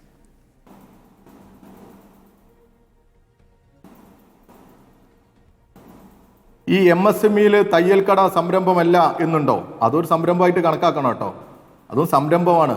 1-2 പേർക്ക് തോൽ കൊടുക്കുന്ന സംരംഭമാണ് അപ്പൊ അത് നോക്കണം. പിന്നെ നിങ്ങൾ നേരത്തെ പറഞ്ഞൊരു കണക്കുണ്ട്. ഇവിടെ സ്റ്റാർട്ടപ്പിന്റെ കണക്ക് വേറെയും MSMEകൾ വേറെയും അങ്ങനെയാണ് വരുന്നത്. വൻകിട വ്യവസായങ്ങൾ വേറെയും ഒക്കെ ആയിട്ട് ഗ്രേഡിംഗ് ഉണ്ട്. സ്റ്റാർട്ടപ്പുകളുടെ കണക്കിൽ പറയുന്നത് എന്താ? ഇന്ത്യൻ ശരാശരിയുടെ 3-4 ഇരട്ടിയാണ് കേരളത്തിന്റെ വളർച്ച എന്നുള്ളതാണ്. ഇന്ത്യ കണക്കാക്കിയ ശരാശരി വളർച്ചയുടെ എത്രയോ അപ്പുറത്താണ് ഈ കേരളത്തിന്റെ ശരാശരി. 254% വളർച്ചയുള്ള സംസ്ഥാനമാണ് കേരളം എന്നുള്ളത് സ്റ്റാർട്ടപ്പുകളിൽ. അതാ പ്രശ്നം. പിന്നെ ഈ ശശി തരൂരിന്റെ വിമർശനത്തെ ഈ ചെന്നിത്തലയും പിന്നെ VD സതീശനും അങ്ങനെ അല്ലാതെ പറയാൻ പറ്റില്ല. അവരെ സംബന്ധിച്ചിടത്തോളം അവർ വലിയ പ്രയാസത്തിൽ നിൽക്കുകയാണ്. തുടർ ഭരണം വന്നതോടുകൂടി ഇനി എന്ത് ചെയ്യാൻ പറ്റും എന്നുള്ള രീതിയിൽ നിൽക്കുക അവര്. അതിനിടയിലാണ് അവർക്കിടയിലുള്ള തർക്കങ്ങൾ. അതൊക്കെ അവർ വിമർശിച്ചുകൊണ്ടിരിക്കുമ്പോൾ, അവർ സഭയ്ക്കകത്തും പുറത്തും പ്രതിഷേധങ്ങൾ നടത്തിക്കൊണ്ടിരിക്കുമ്പോൾ, സർക്കാരിനെ വിമർശിച്ചുകൊണ്ടിരിക്കുമ്പോഴാണ് അവർക്കിടയിൽ നിന്നും തരൂർ സർക്കാരിനെ പുകഴ്ത്തി രംഗത്ത് വരുന്നത് എന്നുള്ളത് ഒരുപാട് കാര്യങ്ങളുണ്ട്. തീർച്ചയായും കോൺഗ്രസിനെ പ്രതിരോധത്തിലാക്കുന്നുണ്ട്. കേരളത്തിലെ റോഡുകൾ, കേരളത്തിലെ പാലങ്ങൾ, കേരളത്തിലെ സ്കൂളുകൾ, ഇതൊക്കെ മികച്ചതാണ്. അതൊക്കെ മികച്ചതായിക്കൊണ്ടിരിക്കുന്നത് കേരളത്തിൽ. സജീവനിലേക്കും ഡോക്ടർ മോഹൻ വർഗീസിലേക്കും എത്താം. ഇടവേളയ്ക്ക് ശേഷം അസ്വസ്ഥതകൾ കാണിച്ചുകൊണ്ട് കാര്യമില്ല. പണിയെത്താം. സജീവൻ, ഇപ്പോൾ സംസ്ഥാന കോൺഗ്രസിനെയും ദേശീയ കോൺഗ്രസിനെയും ഒക്കെ വെട്ടിലാക്കിക്കൊണ്ട് തരൂർ ഇങ്ങനെ മുന്നേറുകയാണ്. ചില ഇടവേളകൾ എടുത്ത ശേഷം ഇടയ്ക്കിടയ്ക്ക് തരൂർ ഇങ്ങനെ ചെയ്യാറുണ്ട്. ഇത് ശ്രീകുമാർ പറഞ്ഞതുപോലെ ഒരു പ്രത്യേക ഇളവുള്ള നേതാവായി തരൂരിനെ ഇനി കാണാമോ? കോൺഗ്രസ് അങ്ങനെ ക്ഷമയോടെ ഈ പ്രതികരണങ്ങളും എടുക്കുമോ? ഇതിൽ ശശി തരൂർ താങ്കൾ പറഞ്ഞ പോലെ പലപ്പോഴായിട്ട് കോൺഗ്രസിൻ്റെ നേതാവായിട്ട് നിലപാടിന് വ്യത്യസ്തമായിട്ട് അഭിപ്രായങ്ങൾ പറയാറുണ്ട്. പക്ഷേ അത് കോൺഗ്രസിനെ വെട്ടിലാക്കണം എന്നുള്ള ഉദ്ദേശത്തോടു കൂടിയാണെന്ന് ഞാൻ വിചാരിക്കുന്നില്ല. അദ്ദേഹത്തിന് ഇളവുകൾ കൊടുക്കുക എന്ന് പറയുന്നത് കോൺഗ്രസിന് തീരുമാനിക്കാവുന്ന കാര്യമാണ്. കാരണം കോൺഗ്രസിൻ്റെ പ്രവർത്തക സമിതി അംഗമാണെങ്കിലും കോൺഗ്രസിൻ്റെ MP ആണെങ്കിലും ഇങ്ങനെയൊക്കെ വളരെ കൃത്യമായിട്ടൊരു പ്രവർത്തിക്കേണ്ട ആൾ ഇങ്ങനെ പെരുമാറാൻ പാടില്ല എന്ന് പറഞ്ഞാൽ അച്ചടക്കം നടപടി എടുക്കുകയാണെങ്കിൽ അത് ചെയ്യാം. പക്ഷേ ശശി തരൂരിന് ഞാൻ മനസ്സിലാക്കുന്നത് ഇപ്പോൾ ഏറ്റവും പ്രധാനപ്പെട്ട കാര്യം എന്ന് പറയുന്നത് ഈ വന്നിട്ടുള്ള അദ്ദേഹത്തിൻ്റെ ലേഖനവും അതിനുശേഷം അദ്ദേഹം നടത്തിയ പ്രതികരണവുമാണ്. ആ പ്രതികരണം ആരും ശ്രദ്ധിച്ചായിട്ട് പോലും തോന്നുന്നില്ല. സത്യത്തിൽ ശശി തരൂർ എഴുതിയ ലേഖനം പൂർണ്ണമായിട്ടും മനസ്സിരുത്തി വായിച്ചിട്ടാണോ അനുകൂലമായിട്ടും എതിരായിട്ടും പറയുന്ന ആളുകൾ പറയുന്നത് എന്നെനിക്ക് സംശയമുണ്ട്. കാരണം ശശി തരൂരിൻ്റെ ലേഖനത്തിൽ പ്രകീർത്തിക്കുക എന്നുള്ള ഒറ്റ കാര്യം മാത്രമല്ല ഉള്ളത്. അദ്ദേഹം തന്നെ പിന്നീട് ലേഖനം എഴുതിയതിന് ശേഷം ഇത് വിവാദമായപ്പോൾ അദ്ദേഹം നടത്തിയുള്ള പ്രതികരണം നമ്മൾ പ്രത്യേകമായി ശ്രദ്ധിക്കേണ്ടതാണ്. അദ്ദേഹത്തിൻ്റെ പ്രതികരണം നമ്മൾ കേട്ടതാണല്ലോ. ഞാൻ പറഞ്ഞ കാര്യങ്ങൾ ആധികാരികമായ രേഖകളുടെ അടിസ്ഥാനത്തിലാണ് പറഞ്ഞിട്ടുള്ളത്. ആ രേഖകളിൽ എന്തെങ്കിലും തെറ്റുകൾ ഉണ്ടോ എന്ന് എനിക്കറിയില്ല. അങ്ങനെ ഉണ്ടെങ്കിൽ നമുക്ക് തീർച്ചയായിട്ടും അത് ചർച്ച ചെയ്യാവുന്ന കാര്യമാണ് എന്നാണ് അദ്ദേഹം പറഞ്ഞുള്ളത്. അപ്പം നമ്മൾ മനസ്സിലാക്കേണ്ടത് ശശി തരൂർ പറഞ്ഞത് ഈ പിണറായി സർക്കാരിനെ പ്രകീർത്തിക്കുന്ന അല്ലെങ്കിൽ മോദിയെ പ്രകീർത്തിക്കുന്ന ആളായിട്ട് മാറുന്നു, അദ്ദേഹം ഇടത്തോട്ടോ വലത്തോട്ടോ ഒക്കെ തിരിയുന്നുണ്ടോ എന്നുള്ളതല്ല ഏറ്റവും പ്രധാനപ്പെട്ട കാര്യം. ഇത് അദ്ദേഹം പലപ്പോഴും അദ്ദേഹത്തിൻ്റെ നിലപാടുകൾ അദ്ദേഹം വ്യക്തമാക്കി. എനിക്ക് പ്രസക്തമാണ് എന്ന് തോന്നുന്ന കാര്യങ്ങൾ പലപ്പോഴും പറയും. ഇത് പണ്ടൊരു നേതാവ് ഇതേപോലെ പറഞ്ഞു തന്നു. കോൺഗ്രസ്സുകാർക്ക് ഒരിക്കൽ പോലും അംഗീകരിക്കാൻ പറ്റാത്ത കാര്യമായിരുന്നു അതും അദ്ദേഹത്തിൻ്റെ പേര് മഹാത്മാഗാന്ധി എന്നാണ്. ഞാൻ ഒരിക്കലും ശശി തരൂരിനെ മഹാത്മാഗാന്ധിയായിട്ട് തുലനം ചെയ്യുകയല്ല. ഇനി ശ്രീകുമാർ അങ്ങനെയൊന്നും പറയേണ്ട കാര്യമില്ല. പക്ഷേ അന്ന് മഹാത്മാഗാന്ധി കോൺഗ്രസിൻ്റെ വർക്കിംഗ് കമ്മിറ്റി നെഹ്റുവും പട്ടേലും ഒക്കെ എടുത്തുള്ള പല തീരുമാനങ്ങൾക്ക് എതിരായിട്ടുള്ള നിലപാടാണ് എടുത്തിരുന്നത്. അവർ അദ്ദേഹത്തെ അവഗണിച്ചല്ലോ. നമുക്ക് സ്വാതന്ത്ര്യം കിട്ടുമ്പോൾ അതിൻ്റെ വിഭജനവുമായി ബന്ധപ്പെട്ട കാര്യങ്ങളിൽ ഈ ഗാന്ധി എന്ന് പറയുന്ന മനുഷ്യനെ മൂലക്കിരുത്തിയിട്ടാണല്ലോ ചെയ്തത്. സത്യത്തിൽ അങ്ങനെ മൂലക്കിരുത്താം. ശശി തരൂരിനെയും മൂലക്കിരുത്തുന്നതിൽ തെറ്റൊന്നുമില്ല. ശശി തരൂർ പറഞ്ഞ കാര്യം സത്യത്തിൽ ഗാന്ധിയുടെ രീതിയുണ്ട്. കാരണം എതിരാളി ചെയ്തതാണെങ്കിൽ പോലും അതിൽ നല്ല കാര്യമുണ്ടെങ്കിൽ ആ നല്ലതിനെ അംഗീകരിക്കുക, അതിൽ തെറ്റുണ്ടെങ്കിൽ തെറ്റായിട്ട് കർക്കശമായിട്ടും തെറ്റിനെ വിമർശിക്കുക എന്ന് പറയുന്ന ഒരു രീതി അത് എല്ലാ കോൺഗ്രസ്സുകാരും അംഗീകരിക്കില്ല. പ്രായോഗിക രാഷ്ട്രീയത്തിൽ ഒരിക്കലും അംഗീകരിക്കാൻ പറ്റുകയില്ല. കാരണം ഇപ്പം ഈ സതീശനോ അല്ലെങ്കിൽ KPCC പ്രസിഡൻറ്റോ അല്ലെങ്കിൽ രമേശ് ചെന്നിത്തലയൊക്കെ പറഞ്ഞ നിലപാടിനോട് എനിക്ക് വിയോജിപ്പില്ല. കാരണം അവരെ സംബന്ധിച്ചിടത്തോളം അവർക്ക് അധികാരം കിട്ടുക എന്നുള്ളതാണ്. ശശി തരൂരിൻ്റെ നിലപാട് അധികാര രാഷ്ട്രീയത്തിൻ്റെ ഭാഗമായിട്ടുള്ള ഒന്നല്ല. അങ്ങനെയാണെങ്കിൽ പിന്നെ തെരഞ്ഞെടുപ്പിൽ മത്സരിക്കരുത്. ഇങ്ങനെ പ്രതികരിക്കും. അങ്ങനെയാണെങ്കിൽ തെരഞ്ഞെടുപ്പിൽ മത്സരിക്കുന്നത് എന്തിനാണ്?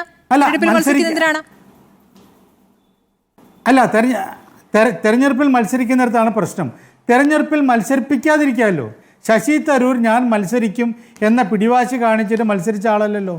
കഴിഞ്ഞ തവണ അദ്ദേഹത്തിന് വേണമെങ്കിൽ അദ്ദേഹത്തിന് കഴിഞ്ഞ തവണ മാറ്റി നിർത്തുമെന്നൊക്കെ ഒരു പ്രചാരം ഉണ്ടായിരുന്നു. അദ്ദേഹത്തെ മാറ്റി നിർത്താമായിരുന്നു.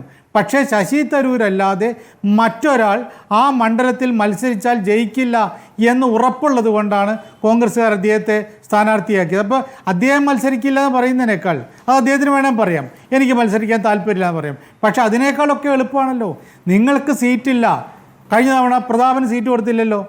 പ്രതാപൻ ജയിച്ച സ്ഥാനാർത്ഥിയായിരുന്നില്ലേ, ജയിച്ച ആളായിരുന്നില്ലേ, അദ്ദേഹത്തിന് സീറ്റ് കൊടുത്തില്ല. അതേപോലെ ശശി തരൂരിന് ഇത്തവണ സീറ്റില്ല. അദ്ദേഹം പ്രത്യേകിച്ച് ഇത്തരം ഘട്ടങ്ങളിലൊക്കെ പ്രശ്നമുണ്ടാക്കുന്ന ആളാണെന്ന് പറഞ്ഞ് മാറ്റിയെടുത്താം. പക്ഷേ അന്ന് വന്ന വാർത്തകൾ, കോൺഗ്രസ്സുകാരുടെ പ്രതികരണ തീരുമാനമനുസരിച്ച് പുറത്തു വന്ന വാർത്തകൾ ആ മണ്ഡലത്തിൽ ജയിക്കാൻ ശശി തരൂരെ പറ്റൂ, വേറെ ആളാണെങ്കിൽ ജയിക്കാൻ പറ്റില്ല എന്നുകൊണ്ടായിരുന്നു അദ്ദേഹത്തിന് ഇപ്പോൾ ഇവിടെ ശ്രീകുമാർ പറഞ്ഞ 15,000 വോട്ടേ അദ്ദേഹത്തിന് ഭൂരിപക്ഷം കിട്ടിയുള്ളെങ്കിൽ പോലും അത് ജയിച്ചോ എന്നുള്ളതാണ് പ്രശ്നം. അദ്ദേഹത്തിൻ്റെ നിലപാടുകളോട് നമുക്ക് യോജിക്കണമെന്നില്ല. ഞാൻ അദ്ദേഹത്തിൻ്റെ നിലപാട് കൂടി യോജിക്കുന്നില്ല. പക്ഷേ എന്നാൽ പോലും അദ്ദേഹം എടുക്കുന്ന ആ ഒരു രീതിയുണ്ടല്ലോ, അത് അദ്ദേഹം പറയും. എനിക്ക് ചില കാര്യങ്ങൾ, എനിക്ക് ബോധ്യമായ കാര്യങ്ങൾ, ശരിയെന്ന് തോന്നിയ കാര്യങ്ങൾ അതേപടി പറയും.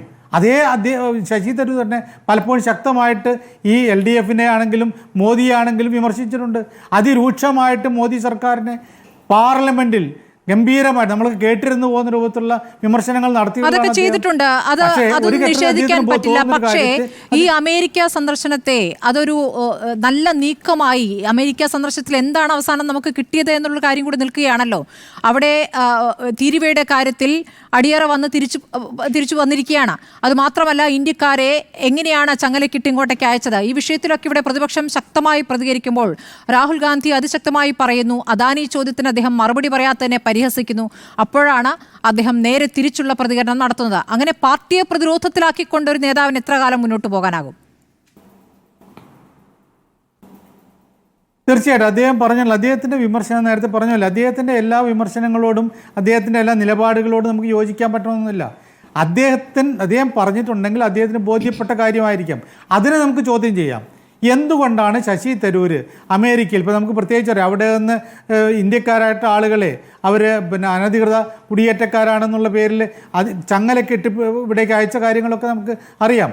ഒരിക്കൽ പോലും നമുക്ക് യോജിച്ചു പോകാൻ പറ്റാത്ത നിലപാടുകൾ, ദേശീയ തലത്തിൽ മാത്രമല്ല അന്താരാഷ്ട്ര തലത്തിൽ നമുക്ക് യോജിച്ചു പോകാൻ പറ്റാത്ത നിലപാടുകളാണ് മോദി എടുക്കുന്നതെന്നും അതിനേക്കാൾ ഭീകരമായ നിലപാടാണ് പലപ്പോഴും ഈ ട്രംപ് എടുക്കുന്നതെന്നുള്ള കാര്യം നമുക്കറിയാം. അപ്പോൾ അങ്ങനെ ഉണ്ടാകുമ്പോൾ ഈ ശശി തരൂരിൻ്റെ ഈ ഒരു പ്രകീർത്തനം അത് തെറ്റാണെങ്കിൽ തെറ്റാണ് എന്ന് കർക്കശമായിട്ട് നമുക്ക് പറയാം, കോൺഗ്രസ്സുകാർക്ക് പറയാം. അവർ ശശി തരൂരിനെതിരെ അദ്ദേഹത്തെ വർക്കിംഗ് കമ്മിറ്റിയിൽ നിന്ന് പുറത്താക്കുന്നതിനോടോ അദ്ദേഹത്തെ പാർട്ടിയിൽ നിന്ന് പുറത്താക്കുന്നതിനോടോ വിയോജിപ്പൊന്നുമില്ല. ശശി തരൂർ ചെയ്യുന്ന കാര്യങ്ങൾ അദ്ദേഹം പലപ്പോഴും ചെയ്യാറുള്ളത് പോലെ അദ്ദേഹത്തിന് ബോധ്യമാണ്. ആ ബോധ്യത്തെ വിമർശിക്കാനുള്ള അവകാശം നമുക്കുണ്ട്. ഒരു രാഷ്ട്രീയ പാർട്ടിയുടെ ഏറ്റവും പ്രധാനപ്പെട്ട ഒരു പദവിയിൽ ഇരുന്നു കൊണ്ട് ഈ മറ്റു ചില ബോധ്യങ്ങൾ ഇങ്ങനെ വിളിച്ചു പറയാമോ എന്നുള്ള ചോദ്യം കൂടി ഉണ്ടല്ലോ. ഒരു രാഷ്ട്രീയ പാർട്ടിയും അത് അംഗീകരിക്കില്ല. CPM-ലെ ഒരു പോളിറ്റ് ബ്യൂറോ അംഗത്തിന് കോൺഗ്രസിലെ ഒരു സർക്കാരിനെ പുകഴ്ത്തിക്കൊണ്ടൊരു ലേഖനം എഴുതാൻ പറ്റുമോ? ഇല്ല, അങ്ങനെ ചെയ്യാൻ പറ്റില്ല. BJP-ക്കും അത് പറ്റില്ല. അപ്പോൾ കോൺഗ്രസിൻ്റെതായ പാർട്ടിയുടേതായ ജനാധിപത്യ രീതികളുണ്ട്. പക്ഷേ അപ്പോഴും ഈ രൂപത്തിലേക്കൊക്കെ ആ ജനാധിപത്യ സംവിധാനം അല്ലെങ്കിൽ ആ സ്വാതന്ത്ര്യം വേറെ രൂപത്തിൽ ഉപയോഗിക്കുന്നതിനെ നേതാക്കൾ അംഗീകരിക്കുന്നില്ല എന്ന് വേണം ഇപ്പോൾ വന്നിരിക്കുന്ന പ്രതികരണങ്ങൾ കാണാൻ. Doctor Mohan Varghese, Shri A. സജീവൻ ചൂണ്ടിക്കാണിച്ചൊരു പ്രധാനപ്പെട്ട കാര്യമുണ്ട്. തിരുവനന്തപുരത്ത് ശശി തരൂർ എന്തിനു മത്സരിച്ചു എന്ന് ചോദിക്കുമ്പോൾ തരൂരല്ലാതെ വേറെ ആരെ നിർത്തിയാൽ ജയിക്കും എന്നൊരു പ്രതിസന്ധി കോൺഗ്രസിനുണ്ടായിരുന്നു എന്നുള്ളതാണ്. അതൊരു യാഥാർത്ഥ്യവുമാണ്. അങ്ങനെ വരുമ്പോൾ തരൂരിനെ വേണ്ടത് കോൺഗ്രസിനാണ്, കോൺഗ്രസിനെ വേണ്ടത് തരൂരിനല്ല എന്ന് പറഞ്ഞാൽ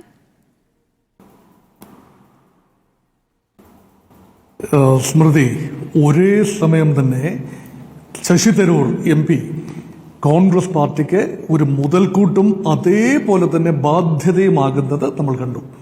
കഴിഞ്ഞ 48 മണിക്കൂറിനുള്ളിൽ കേന്ദ്ര സർക്കാരിനെ പ്രകീർത്തിക്കുന്ന മോദിയുടെ അമേരിക്ക സന്ദർശന വേളയെ ഒരു സമഗ്രമായി വിലയിരുത്തിക്കൊണ്ട് നമുക്ക് ലഭിച്ച നേട്ടങ്ങൾ അല്ലെങ്കിൽ ഇന്ത്യയുടെ വ്യാപാര രംഗത്തുണ്ടാകാൻ സാധ്യതയുള്ള മാറ്റങ്ങൾ, അതിനെ പോസിറ്റീവായി കാണുന്ന ഒരു തരൂരിനെ കണ്ടു.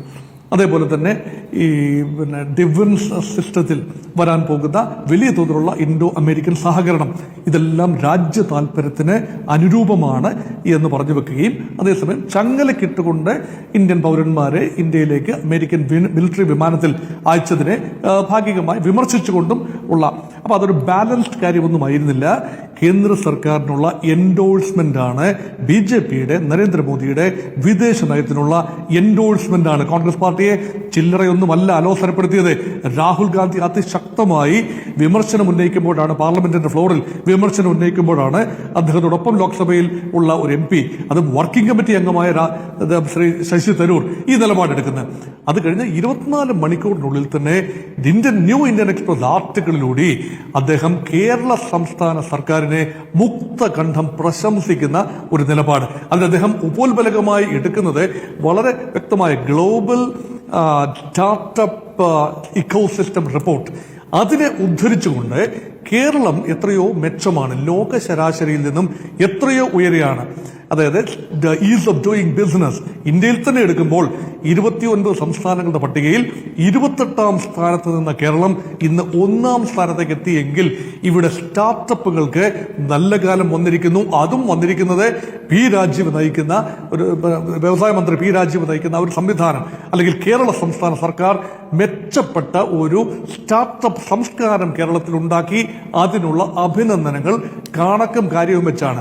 ഈ ഗ്ലോബൽ റിപ്പോർട്ടുണ്ടല്ലോ, അത് ഒരു 3 ലക്ഷത്തോളം സ്റ്റാർട്ടപ്പ് സ്റ്റാർട്ടപ്പുകളെ, ലോകത്താകമാനമുള്ള സ്റ്റാർട്ടപ്പുകളെ പരിശോധിച്ച് അതിൽ നിന്നും 300 പ്രത്യേക ഇക്കോസിസ്റ്റംസ്, അത് സംസ്ഥാനങ്ങളാകാം, മേഖലകളാകാം, ട്രേഡ് സോൺസ് ആകാം, അത് വിലയിരുത്തിക്കൊണ്ട് അതിൽ 252% വളർച്ച കേരളത്തിലുണ്ടായി. ശരാശരി ഗ്ലോബൽ വളർച്ച 48% ഓർക്കണം. ഇതെല്ലാം കണക്കുകളുടെ സഹായത്തോടു കൂടി തരൂർ സ്ഥാപിക്കുമ്പോൾ ഉദ്ദേശ ലക്ഷ്യങ്ങൾ എന്താണ്? കോൺഗ്രസ് പാർട്ടി ഇവിടെ നറേറ്റ് ചെയ്യുന്നത് വലിയ ബുദ്ധിമുട്ടാണ്. ഇവിടെ ഒരു വ്യവസായ സൗഹൃദ അന്തരീക്ഷമില്ല, അട്ടിമറി മറിച്ച് പ്രോബ്ലംസ് ആണ്. അവിടെ വളരെ കഷ്ടപ്പെട്ട് രമേശ് ചെന്നിത്തലയും വി ഡി സതീശനും പ്രതിപക്ഷത്തെ പ്രധാനപ്പെട്ട മുഖങ്ങളും അതിശക്തമായി സംസ്ഥാന ഗവൺമെന്റിനെ വിമർശിക്കുമ്പോൾ തരൂറിനെ പോലെ ഒരു വിശ്വപൗരന്റെ ഒരു എൻഡോഴ്സ്മെന്റ്, ഒരു സ്റ്റാമ്പ് അടിച്ച് കൊടുക്കുകയാണ്. അത് പത്രത്തിലെ ലേഖനത്തിലൂടെയാണ്, അത് ചരിത്രത്തിന്റെ ഭാഗമായി മാറുകയാണ്. ഒരു TV ക്യാമറ കണ്ണിൽ നിന്ന് ഒരു മൈക്ക് കണ്ടപ്പോൾ കാഷ്വലായിട്ട് നടത്തിയ ഒരു റിമാർക്കായി ഇതിനെ കാണാനാവില്ല. ഇതിൽ നിന്നും മനസ്സിലാക്കേണ്ടത് എന്താണ്? ഇതിൽ നിന്ന് മനസ്സിലാക്കേണ്ടത് സ്മൃതി, ഇതിൽ നിന്ന് ഞാൻ മനസ്സിലാക്കിയെടുക്കുന്ന ഒരു കാര്യമുണ്ട്. തരൂർ ഒരു ശരാശരി Kerala brand or national brand politician അല്ല. അദ്ദേഹം ഈ വെസ്റ്റ് മിനിസ്റ്റർ മാതൃകയിലുള്ള പ്രതിപക്ഷത്തിന്റെ ധർമ്മത്തെക്കുറിച്ച് തിയററ്റിക്കൽ അണ്ടർസ്റ്റാൻഡിംഗ് കൊണ്ട് അദ്ദേഹത്തിന്, അതായത് ഗവൺമെന്റ് നല്ല കാര്യങ്ങൾ ചെയ്യുമ്പോൾ നല്ലതെന്നും മോശപ്പെട്ട കാര്യങ്ങൾ ചെയ്യുമ്പോൾ അതികഠിനമായി വിമർശിക്കുകയും ചെയ്യുക എന്ന ഒരു അഡ്വാൻസ് ഡെമോക്രാറ്റിക് മോഡലുണ്ട്. അത് വിശ്വപൗരനായതുകൊണ്ട് അദ്ദേഹത്തിന് വേണമെങ്കിൽ അലവൻസ് കൊടുക്കാം. പക്ഷെ അങ്ങനെ കൊടുത്താൽ രാഷ്ട്രീയമായി കോൺഗ്രസ് പാർട്ടിക്ക് കേരളത്തിൽ പ്രത്യേകിച്ച് ആത്മഹത്യാപരമായിരിക്കും. അവിടെയാണ് സ്മൃതി ചോദിച്ച ചോദ്യത്തിനുള്ള ഉത്തരത്തിലേക്ക് വരുന്നത്. തിരുവനന്തപുരത്തെ തരൂറിന് വോട്ട് ചെയ്യുന്ന ആളുകൾ എന്തിന്റെ അടിസ്ഥാനത്തിലാണ്? അവർ കോൺഗ്രസ് പാർട്ടി അംഗങ്ങളായതുകൊണ്ടോ പിന്തുണക്കാരായതുകൊണ്ടോ മാത്രമല്ല, മറിച്ച് ശശി തരൂർ വ്യത്യസ്തനായ ഒരു രാഷ്ട്രീയക്കാരനാണ്. അദ്ദേഹത്തിന് കേരളത്തെക്കുറിച്ചൊരു സമഗ്രമായ ഒരു ചിന്തയുണ്ട്, കാഴ്ചപ്പാടുണ്ട്. തിരുവനന്തപുരം മണ്ഡലത്തിലെ പ്രധാന സ്ഥാപനങ്ങൾ, ടെക്നോ പാർക്ക് ഉൾപ്പെടെ, വിഴിഞ്ഞം പദ്ധതി ഉൾപ്പെടെ കാര്യങ്ങളിൽ വ്യക്തമായ നിലപാടും താല്പര്യവുമുണ്ട്. അല്ലാതെ എല്ലാ വീട്ടിലും കല്യാണത്തിന് പോവുക, മരണ വീട്ടിൽ പോവുക, അങ്ങനെയുള്ള ചെപ്പടി വിദ്യകൾ കാണിക്കുന്ന ശരാശരി കോൺഗ്രസുകാരൻ എന്ന ഗണത്തിലേക്ക് തരൂരിനെ ഇറക്കി നിർത്താൻ പ്രബുദ്ധരായ തിരുവനന്തപുരം ലോക്സഭാ മണ്ഡലത്തിലെ സംവിധായകർ തയ്യാറല്ലാത്തതുകൊണ്ട് കോൺഗ്രസ് പാർട്ടിക്ക് തരൂരിനെ ആവശ്യമുണ്ട്. അല്ല എങ്കിൽ തിരുവനന്തപുരം മണ്ഡലത്തിലെ വിധി മറ്റൊന്നാകും. അതുകൊണ്ട് ഈ ഒരു അലവൻസ് കൊടുക്കാവുന്നേ ഉള്ളൂ. എന്റെ വ്യക്തിപരമായ അഭിപ്രായം എന്ന് പറയുന്നത് കോൺഗ്രസ് പാർട്ടിയുടെ ഒരു നയമല്ല തരൂർ പറഞ്ഞത്. തരൂർ അത് ക്ലെയിം ചെയ്തിട്ടുമില്ല. കോൺഗ്രസ് പാർട്ടിയുടെ സ്പോക്സ്മാൻ എന്ന നിലയിലല്ല, പത്രസമ്മേളനം വിളിച്ചല്ല തരൂർ എന്ന് പറഞ്ഞിരിക്കുന്നത്.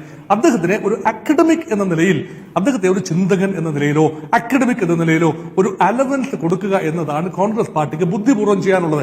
കോൺഗ്രസ് പാർട്ടി അദ്ദേഹത്തെ വിമർശിക്കുക എന്ന് പറയുമ്പോൾ കേരളത്തിന്റെ മുഴുവൻ ചിന്ത എന്ന് പറയുന്നത് ഒരു വഴിക്ക് കോൺഗ്രസ് പാർട്ടിയിൽ ആകപ്പാട് പ്രശ്നങ്ങളാണ് എന്ന ഒരു നറേറ്റീവ് വരും. അതുകൊണ്ട് ചില ആളുകൾക്ക് ഒരു പ്രത്യേക, നേരത്തെ ഇവിടെ മഹാത്മാഗാന്ധിയുടെ കാര്യം സൂചിപ്പിച്ചു ശ്രീ സജീവൻ, അതുപോലെ ഒരു ചില ആളുകൾക്ക് കോൺഗ്രസ് എക്കാലത്തും പല ചിന്താധാരകൾ ഉണ്ടായിരുന്നല്ലോ. എക്സ്ട്രീം റൈറ്റ് ഉണ്ടായിരുന്നു, എക്സ്ട്രീം ലെഫ്റ്റ് ഫോഴ്സ് പക്ഷേ പഴയ കാലമല്ലല്ലോ ഡോക്ടർ മോഹൻ വർഗീസ്. ഇപ്പോൾ ആ ലേഖനം എഴുതിയതിന് പിന്നാലെ അതിൽ പ്രതികരണം സ്വാഭാവികമായും കോൺഗ്രസ് നേതാക്കളോട് മാധ്യമങ്ങൾ ചോദിക്കും. അതിൽ കോൺഗ്രസ് ഇത്രകാലം സമരം ചെയ്തുകൊണ്ടിരിക്കുന്ന അല്ലെങ്കിൽ സർക്കാരിനെ വിമർശിച്ചുകൊണ്ടിരിക്കുന്ന കാര്യങ്ങളിൽ നിന്ന് അവർക്ക് പിന്നാക്കം പോകാൻ പറ്റില്ല. അപ്പോൾ അവർക്ക് തരൂരിനെ തള്ളിപ്പറയാതെ വേറെ വഴിയില്ല. തരൂരിന് അതാകാം, അതല്ല പക്ഷെ പാർട്ടി നിലപാട് എന്ന് പറയാൻ പറ്റില്ലല്ലോ. തരൂരിന് അതാകാന്ന് അവർക്ക് പറയാൻ പറ്റില്ല. കാരണം തരൂർ വെറും ഒരു കോൺഗ്രസ് നേതാവല്ല, പ്രവർത്തക സമിതി അംഗമാണ്. അങ്ങനെയെങ്കിൽ ആ സ്ഥാനം അദ്ദേഹം വേണ്ടെന്ന് വെക്കണമായിരുന്നു. അൺഫോർച്ചുനേറ്റ്ലി കേരളത്തിന്റെ രാഷ്ട്രീയം നീങ്ങുന്നത് ആ ഗതിയിലാണ്. അത് തരൂറും കൂടെ മനസ്സിലാക്കേണ്ടതായിരുന്നു. സമഭാവനയോടുകൂടി ഡോക്ടർ ശശി തരൂർ അത് മനസ്സിലാക്കണമായിരുന്നു. ചവിട്ട് നിൽക്കുന്ന മണ്ണിന്റെ രാഷ്ട്രീയ ഭൂമികയുടെ പ്രത്യേകത മനസ്സിലാക്കി തരൂർ പ്രതികരിച്ചിരുന്നു എങ്കിൽ ഒരു ബാലൻസ്ഡ് അപ്രോച്ച് ഉണ്ടാകുമായിരുന്നു. ഇവിടെ യഥാർത്ഥത്തിൽ ഞാൻ ആ ആർട്ടിക്കിൾ ഇന്ത്യൻ എക്സ്പ്രസിലെ, ന്യൂ ഇന്ത്യൻ എക്സ്പ്രസിൽ കഴിഞ്ഞ ദിവസം വന്ന ആർട്ടിക്കിൾ കമ്പോട് കമ്പ് വായിച്ചതാണ്. അതിൽ തരൂർ ഡെവലപ്പ് ചെയ്തെടുക്കുന്ന ഒരു ചിന്താ സരണിയുണ്ട്. അദ്ദേഹത്തിന്റെ പുസ്തകത്തെ കോട്ട് ചെയ്താണ് പറയുന്നത്, the elephant, the tiger and the cellphone എന്നത് വെച്ച് തുടങ്ങി. അതിൽ നിന്നും കേരളം എത്രത്തോളം, കേരളത്തെക്കുറിച്ചൊരു കാഴ്ചപ്പാടാണ്. ഇടതുപക്ഷ കക്ഷികൾ കമ്മ്യൂണിസവും ചെങ്കൊടിയും സമരവും ലോക്കൌട്ടുമായി നടന്നാൽ പോരാ, മറിച്ച് ഇതുപോലെയുള്ള ക്രിയാത്മകമായ കാര്യങ്ങൾ ചെയ്യണം. പക്ഷെ അൺഫോർച്ചുനേറ്റ്ലി ഭരണപക്ഷത്തിരിക്കുമ്പോൾ മാത്രമേ അവർ ഈ രീതിയിൽ പ്രോഗ്രസീവായിട്ട് പ്രവർത്തിക്കുന്നുള്ളൂ. പ്രതിപക്ഷത്തേക്ക് പോകുമ്പോൾ വീണ്ടും തിരിയുമോ എന്നതാണ് പെർസെപ്ഷൻ എന്നാണ് പറയുന്നത്. അങ്ങനെ ഉറപ്പിച്ചു പറയുന്നില്ല. അങ്ങനെയുള്ള ഒരു ആക്ഷേപം, അതായത് ഒരു ഡബിൾ സ്റ്റാൻഡേർഡ്. ഞങ്ങൾ ഭരിക്കുമ്പോൾ ഇവിടെ വ്യവസായ സൗഹൃദമാകണം, പക്ഷേ ഞങ്ങൾ പ്രതിപക്ഷത്തിരിക്കുമ്പോൾ ഇവിടെ എല്ലാം അട്ടിമറിക്കപ്പെടണം. ഈ ഒരു ഇരട്ടത്താപ്പും ഭംഗ്യാന്തരേണ ശ്രീ തരൂർ ചൂണ്ടിക്കാണിക്കുന്ന ആർട്ടിക്കിളാണ്. അതുകൊണ്ട് ഇതിനെ മൊത്തത്തിൽ ഒരു റിപ്പോർട്ടിനെ ആസ്പദമാക്കി ഒരൊറ്റ റിപ്പോർട്ടാണ് അദ്ദേഹം ഗ്ലോബൽ സ്റ്റാർട്ടപ്പ് എക്കോസിസ്റ്റം ഇൻഡെക്സ് അല്ലെങ്കിൽ ആ റിപ്പോർട്ട് മാത്രം ഉദ്ധരിച്ചുകൊണ്ടാണ് അക്കാഡമിക് രീതിയിൽ എഴുതിയ ഒരു ആർട്ടിക്കിളാണത്. ആ ആർട്ടിക്കിളിനെ അതിൻ്റെതായ ഗൗരവത്തിൽ മാത്രം കണ്ടാൽ മതിയാകും. അതിനെ വലിയ തോതിൽ കയറി പിടിക്കുമ്പോൾ വലിയ ബുദ്ധിമുട്ടാണ് ഉണ്ടാക്കുന്നത്. കാരണം ഈ നമ്പേഴ്സ് എന്ന് പറയുന്നത് റിയൽ ആണ്. ആ നമ്പേഴ്സ് എങ്ങനെ എത്തിച്ചേർന്നു? ഇതൊരു ഇന്ത്യൻ സംഭവമല്ല, ഇതൊരു ഗ്ലോബൽ സ്റ്റാർട്ടപ്പ് സംഭവമാണ്. അതിൽ കേരളത്തിന്റെ സ്ഥാനം വളരെ ഉച്ചസ്ഥായിലായി എന്നത് ശുഭോദർക്കമായി കാണാം എന്ന രീതിയിൽ പോസിറ്റീവ് ലൈറ്റിലാണ് പറഞ്ഞത്. അതിനെ പി രാജീവ് വ്യക്തിപരമായി എടുത്തു, തന്റെ മേന്മയാണെന്ന് എടുത്തു. പിണറായി വിജയൻ ഒരു പക്ഷേ എടുത്തു കാണാം, അത് തന്റെ ഗവൺമെന്റിന്റെ എൻഡോഴ്സ്മെന്റ് ആണെന്ന് എടുത്തു കാണാം. പക്ഷേ മാറുന്ന കേരളത്തെക്കുറിച്ച് പ്രതിപക്ഷത്തിരുന്നു കൊണ്ട് ഒരു ചിന്തകൻ, അദ്ദേഹം ഒരു നേതാവ് കൂടിയായിപ്പോയി, അദ്ദേഹം ഒരു MP കൂടിയായിപ്പോയി, പ്രവർത്തക സമിതി, കോൺഗ്രസ് പാർട്ടിയുടെ അത്യുന്നത സമിതിയായ പ്രവർത്തക സമിതിയിലെ ഒരു അംഗം കൂടി ആയിപ്പോയി എന്നത് മാത്രമാണ് വിധി വൈപരീത്യം. താനിരിക്കുന്ന കസേരയുടെ ആ ഒരു അസ്തിത്വം മനസ്സിലാക്കാതെ തരൂർ പ്രവർത്തിച്ചതുകൊണ്ടാണ് ഇത്രയും കൺഫ്യൂഷൻ ഉണ്ടായതാണ് എനിക്ക് തോന്നുന്നത്. എൻ ശ്രീകുമാർ, അവിടെയാണ് സംശയം. അതിൽ അദ്ദേഹത്തിന് മറ്റു ചില ഉദ്ദേശങ്ങളുണ്ട്. ഒരു ഘട്ടത്തിൽ മുഖ്യമന്ത്രിയാകാനുള്ള ആലോചനകൾ അദ്ദേഹം നടത്തുന്നു. അതിനുവേണ്ടി കേരളം മുഴുവൻ സഞ്ചരിക്കുന്ന ഒരു രൂപത്തിലേക്ക് അദ്ദേഹം നീങ്ങുന്നു. അതിൽ അദ്ദേഹത്തിന് ചില നേതാക്കളുടെയെങ്കിലും പിന്തുണ ലഭിക്കുന്നു. ഇതൊക്കെ ഒരു ഘട്ടത്തിൽ ഉണ്ടായിരുന്നതാണ്. പിന്നീട് അത് ഗുണം ചെയ്യില്ല എന്ന് കണ്ട് അതിൽ നിന്ന് മാറുന്നു. പിന്നെ ഒരു നീണ്ട ഇടവേളയായിരുന്നു. പിന്നെ ഇപ്പോഴാണ് ഈ രൂപത്തിലുള്ള പ്രതികരണമായി വരുന്നത്. അപ്പോൾ എന്തെങ്കിലും ഉദ്ദേശ്യമുണ്ടോ? ഇത് അദ്ദേഹത്തിൻ്റെ ഒരു രീതിയായി മാത്രം കാണുകയാണോ? അതിലപ്പുറം മറ്റെന്തെങ്കിലും ഉദ്ദേശമുണ്ടോ? കോൺഗ്രസിൽ തുടരാനില്ല എന്നതിൻ്റെ സൂചനയായതിന് കാണണമോ എന്ന് ചിലരെങ്കിലും പറയുന്നുണ്ട്. അങ്ങനെ എന്തോ ഒരു ലക്ഷ്യമുണ്ട്. കാരണം പുറത്താക്കുന്നെങ്കിൽ പുറത്താക്കട്ടെ എന്ന രൂപത്തിലാണ് ഇപ്പോൾ ഹൈക്കമാൻഡ് അല്ലെങ്കിൽ കോൺഗ്രസിലെ പ്രധാനപ്പെട്ട നേതാക്കളെല്ലാം നടത്തിയ പ്രതികരണത്തെയാണ് അദ്ദേഹം തള്ളിക്കളയുന്നത്. നോക്കൂ സ്മൃതി, ഇവിടെ പറഞ്ഞവരെല്ലാം ശശി തരൂരിൻ്റെ ലേഖനത്തെക്കുറിച്ച് പറഞ്ഞപ്പോഴും രണ്ട് മുഖങ്ങളായിട്ട് അവർ സംസാരിച്ചു ഇല്ലേ? അതായത് ശശി തരൂർ കോൺഗ്രസ് വിടാനൊന്നും പോകുന്നില്ല, അദ്ദേഹത്തിൻ്റെ രീതിയാണെന്നുള്ള എല്ലാവർക്കും അറിയാം. പക്ഷേ ആ രീതി ചില സാഹചര്യങ്ങളിൽ കൊള്ളില്ല. ഇപ്പം നമ്മുടെ പഴയ കാലത്ത് ഇപ്പം നമ്മുടെ CPM ഒരു കാലത്ത് CPMൻ്റെ ഉന്നത വിദ്യാഭ്യാസ നയത്തിൻ്റെ മാറ്റത്തെക്കുറിച്ച് ഉന്നത വിദ്യാഭ്യാസ മന്ത്രി ബിന്ദു എന്താ പറഞ്ഞത്? മൂർത്തമായ സാഹചര്യത്തിൽ ചില നിലപാടുണ്ടായി, പിന്നെ ഇത് മാറ്റുന്നല്ലേ. ഈ മൂർത്തമായ സാഹചര്യം എന്ന് വെച്ചാൽ മൂർത്തമായ വെച്ചാൽ ബോധമില്ലായ്മ എന്നും അർത്ഥമുണ്ട്. അങ്ങനെ ബോധമില്ലാത്ത ഒരു സാഹചര്യം കോൺഗ്രസിന് ഉണ്ടാകാൻ പാടില്ലല്ലോ. കോൺഗ്രസ് ഇത് മൂർത്തമായ സാഹചര്യം ഉണ്ടായാൽ കോൺഗ്രസിനെ സംബന്ധിച്ചിടത്തോളം ഇത് കേരളത്തിലെ ജനങ്ങളുടേതായ ഒരു മുഖമാണ് പ്രതിപക്ഷം. ആ പ്രതിപക്ഷം ചില കാര്യങ്ങൾ മുന്നോട്ട് വയ്ക്കുമ്പോൾ ഒരു വ്യവസായ മന്ത്രി എന്തെങ്കിലും പറഞ്ഞുകൊണ്ട് മാത്രമായില്ല. അത് നിയമസഭയിൽ VD സതീശൻ പൊളിച്ചു കൊടുത്തു. രാജീവിൻ്റെ പ്രസ്താവന 3 ലക്ഷത്തിൻ്റെ, ഗോവിന്ദമാഷി ലക്ഷക്കണക്കിന് 25 ലക്ഷം തൊഴിലെന്നൊക്കെ പറഞ്ഞ് പ്രസംഗിച്ചിട്ടുണ്ട്. അതെല്ലാം ഏതെങ്കിലും രീതിയിൽ ഏതെങ്കിലുമൊക്കെ ഡാറ്റയായിട്ട് കിടക്കുന്നുണ്ടാവും. അതൊക്കെ ലേഖനമായിട്ട് ഇപ്പോൾ എഴുതേണ്ട കാര്യം എന്താ? ഏത് സാഹചര്യം ഇപ്പോൾ ഉണ്ടായത്? അതാ പ്രശ്നമുള്ളത്. രണ്ടാമത്തെ കാര്യം എന്താണെന്ന് വെച്ചാൽ ശശി തരൂർ ജനകീയ വിഷയങ്ങളെ കാണുന്നില്ല. അതാണ് അദ്ദേഹത്തിൻ്റെ പ്രശ്നം. ഇവിടുത്തെ ജനങ്ങൾ ഇപ്പോൾ തന്നെ നടക്കുന്ന എത്രയോ വിഷയങ്ങൾ, ജനകീയ വിഷയങ്ങൾ ഞാൻ പറയുന്നില്ലല്ലോ. റാഗിംഗ് ആണെങ്കിലും ആനയുടെ പ്രശ്നമാണെങ്കിലും അതുപോലെ തൊഴിലില്ലായ്മയാണെങ്കിലും എംപ്ലോയ്മെൻറ്റ് എക്സ്ചേഞ്ചിന് തൊഴിൽ വിളിക്കുന്നില്ല, PSCയുടെ നിയമനം നടക്കുന്നില്ല, ഈ ഒരിടത്ത് പോലും നിയമമില്ല, സാമ്പത്തിക ബുദ്ധിമുട്ട് പറഞ്ഞുകൊണ്ട്. നമ്മുടെ ബജറ്റ് ഇത്തവണ കണ്ടല്ലോ. ഈ കാര്യങ്ങളൊക്കെ പറയുന്നതിന് പകരം കേരളത്തിൽ ഏതെങ്കിലും ഒരു മന്ത്രി 3 മിനിറ്റ് കൊണ്ട് വ്യവസായം ഗംഭീരമാകുമെന്ന് പറഞ്ഞ കുറേ ഡാറ്റ ഒക്കെ എഴുതി വെച്ചാൽ അതിപ്പോൾ ഇന്ത്യൻ എക്സ്പ്രസിൽ എഴുതേണ്ട സാഹചര്യം എന്താണെന്നേ കോൺഗ്രസ് ചോദിക്കുന്നുള്ളൂ. തെറ്റാണത്. ശശി തരൂർ കാണിച്ചത് തെറ്റാണ്. അത് കേരളത്തിലെ കോൺഗ്രസിന്റെ പ്രവർത്തകരെ മനസ്സിലാക്കാതെയുള്ള എഴുത്താണത്. എനിക്ക് തോന്നുന്നത് ശക്തമായ എന്നൊരു വിഷയം കൂടി അതിലൊരു ചോദ്യമായി വരും. ശ്രീ N ശ്രീകുമാർ, കണക്കുകൾ അങ്ങനെയുണ്ടല്ലോ. ഇപ്പോൾ തൊഴിലില്ലായ്മ നിരക്കിന്റെ കാര്യത്തിലാണെങ്കിൽ 2022 40% ഇപ്പോൾ അത് 29.09 കുറയുകയാണ്. അപ്പോൾ ആ രൂപത്തിൽ മാറുന്നുണ്ട് എന്നുള്ളൊരു യാഥാർത്ഥ്യമാണ്. നോക്കൂ സ്മൃതി, അതായത് ഞാൻ പറഞ്ഞല്ലോ പ്രതിബദ്ധത ഒരു പ്രശ്നമുണ്ടല്ലോ നേതാക്കൾക്കിടയിൽ. ഇപ്പോൾ ശശി തരൂരിൻ്റെ നേരത്തെ ഇവരൊക്കെ പറഞ്ഞ പോലെ വിശ്വഭവൻ അദ്ദേഹത്തിൻ്റെതായ ഇടങ്ങളും തലങ്ങളും ഒക്കെ ഉണ്ട്. സാധാരണ പ്രവർത്തകരുടെ തോളത്ത് കയറ്റി നടക്കണമെന്നുള്ള ഒരു താല്പര്യം ഉണ്ടാവില്ല. ഇപ്പം നോക്കൂ CPM നോക്കൂ. ഇപ്പോൾ G സുധാകരൻ, അദ്ദേഹം മിനിങ്ങാന്തത്തെ പ്രസ്താവന മാത്രം ഞാൻ പറയാം. G സുധാകരൻ മിനിങ്ങാന്തര പ്രസ്താവന നടത്തി. കേരളത്തിലെ CPIക്ക് മുൻകാലത്തുണ്ടായിരുന്ന ജനസമ്മതി ഇപ്പോൾ ഇല്ല. അത് CPIയുടെ അഭിപ്രായം, അത് കേരളത്തിലെ മാർക്സിസ്റ്റ് പാർട്ടിയുടെ അഭിപ്രായമായിട്ട് ആർക്കെങ്കിലും എടുക്കാൻ പറ്റുമോ? സുധാകരൻ പാർട്ടിയിലാണല്ലോ, പാർട്ടിയിൽ നിന്ന് പുറത്താക്കിയിട്ടില്ലല്ലോ. അപ്പോൾ അതുപോലെ ഏതെങ്കിലും ഘട്ടത്തിലൊക്കെ ഇങ്ങനെ പറയും. പക്ഷേ ശശി തരൂരും സുധാകരനും പറയുന്ന ചെറിയ വ്യത്യാസം, ശശി തരൂർ പാർട്ടിയുടെ പരമോന്നത സമിതിയിലുണ്ട്. അങ്ങനെയാണ് അദ്ദേഹം അന്ന് തീരുമാനിക്കണം, ഞാൻ സ്വതന്ത്രമായ ചില രീതികൾ എടുക്കുന്ന ആളാണ്, അതുകൊണ്ട് എനിക്ക് ചേർന്നതല്ല ഈ പദവി എന്ന് അദ്ദേഹം തീരുമാനിക്കണം. അദ്ദേഹം AICC പ്രസിഡന്റായിട്ട് മത്സരിച്ചപ്പോൾ അദ്ദേഹത്തിന് ഈ സ്ഥാനത്തേക്ക് മത്സരിക്കാൻ ഒരു ചെറിയ ബുദ്ധിമുട്ട്, തടസ്സമുള്ളത് അദ്ദേഹത്തിൻ്റെ ഈ നിഷ്പക്ഷമായ നിലപാടല്ല, സ്വതന്ത്രമായ ചിന്തകൾ ആണെന്ന് പറഞ്ഞൊരാളാണ് ഞാൻ. ആ സ്വതന്ത്രമായ ചിന്ത എന്ന് പറയുന്ന ഒരു ഭരണ പ്രതിപക്ഷ തർക്കത്തിൽ ഒരു യുദ്ധം വരാനിരിക്കെ, തെരഞ്ഞെടുപ്പ് യുദ്ധം വരാനിരിക്കെ അവിടെ അവർക്ക് അടിക്കാനുള്ള വടി കൊടുക്കലല്ല, അതൊരു സ്വതന്ത്ര ചിന്തയല്ല. അക്കാഡമിക് കാര്യങ്ങളിലാണെങ്കിൽ ആ അക്കാഡമിക് കാര്യങ്ങൾ ചർച്ച ചെയ്യേണ്ട സമയവും സാഹചര്യമുണ്ട്, മൂർത്തമായ സാഹചര്യമല്ല കേട്ടോ, സാഹചര്യമുണ്ട്, അവിടെ പ്രസംഗിക്കണം.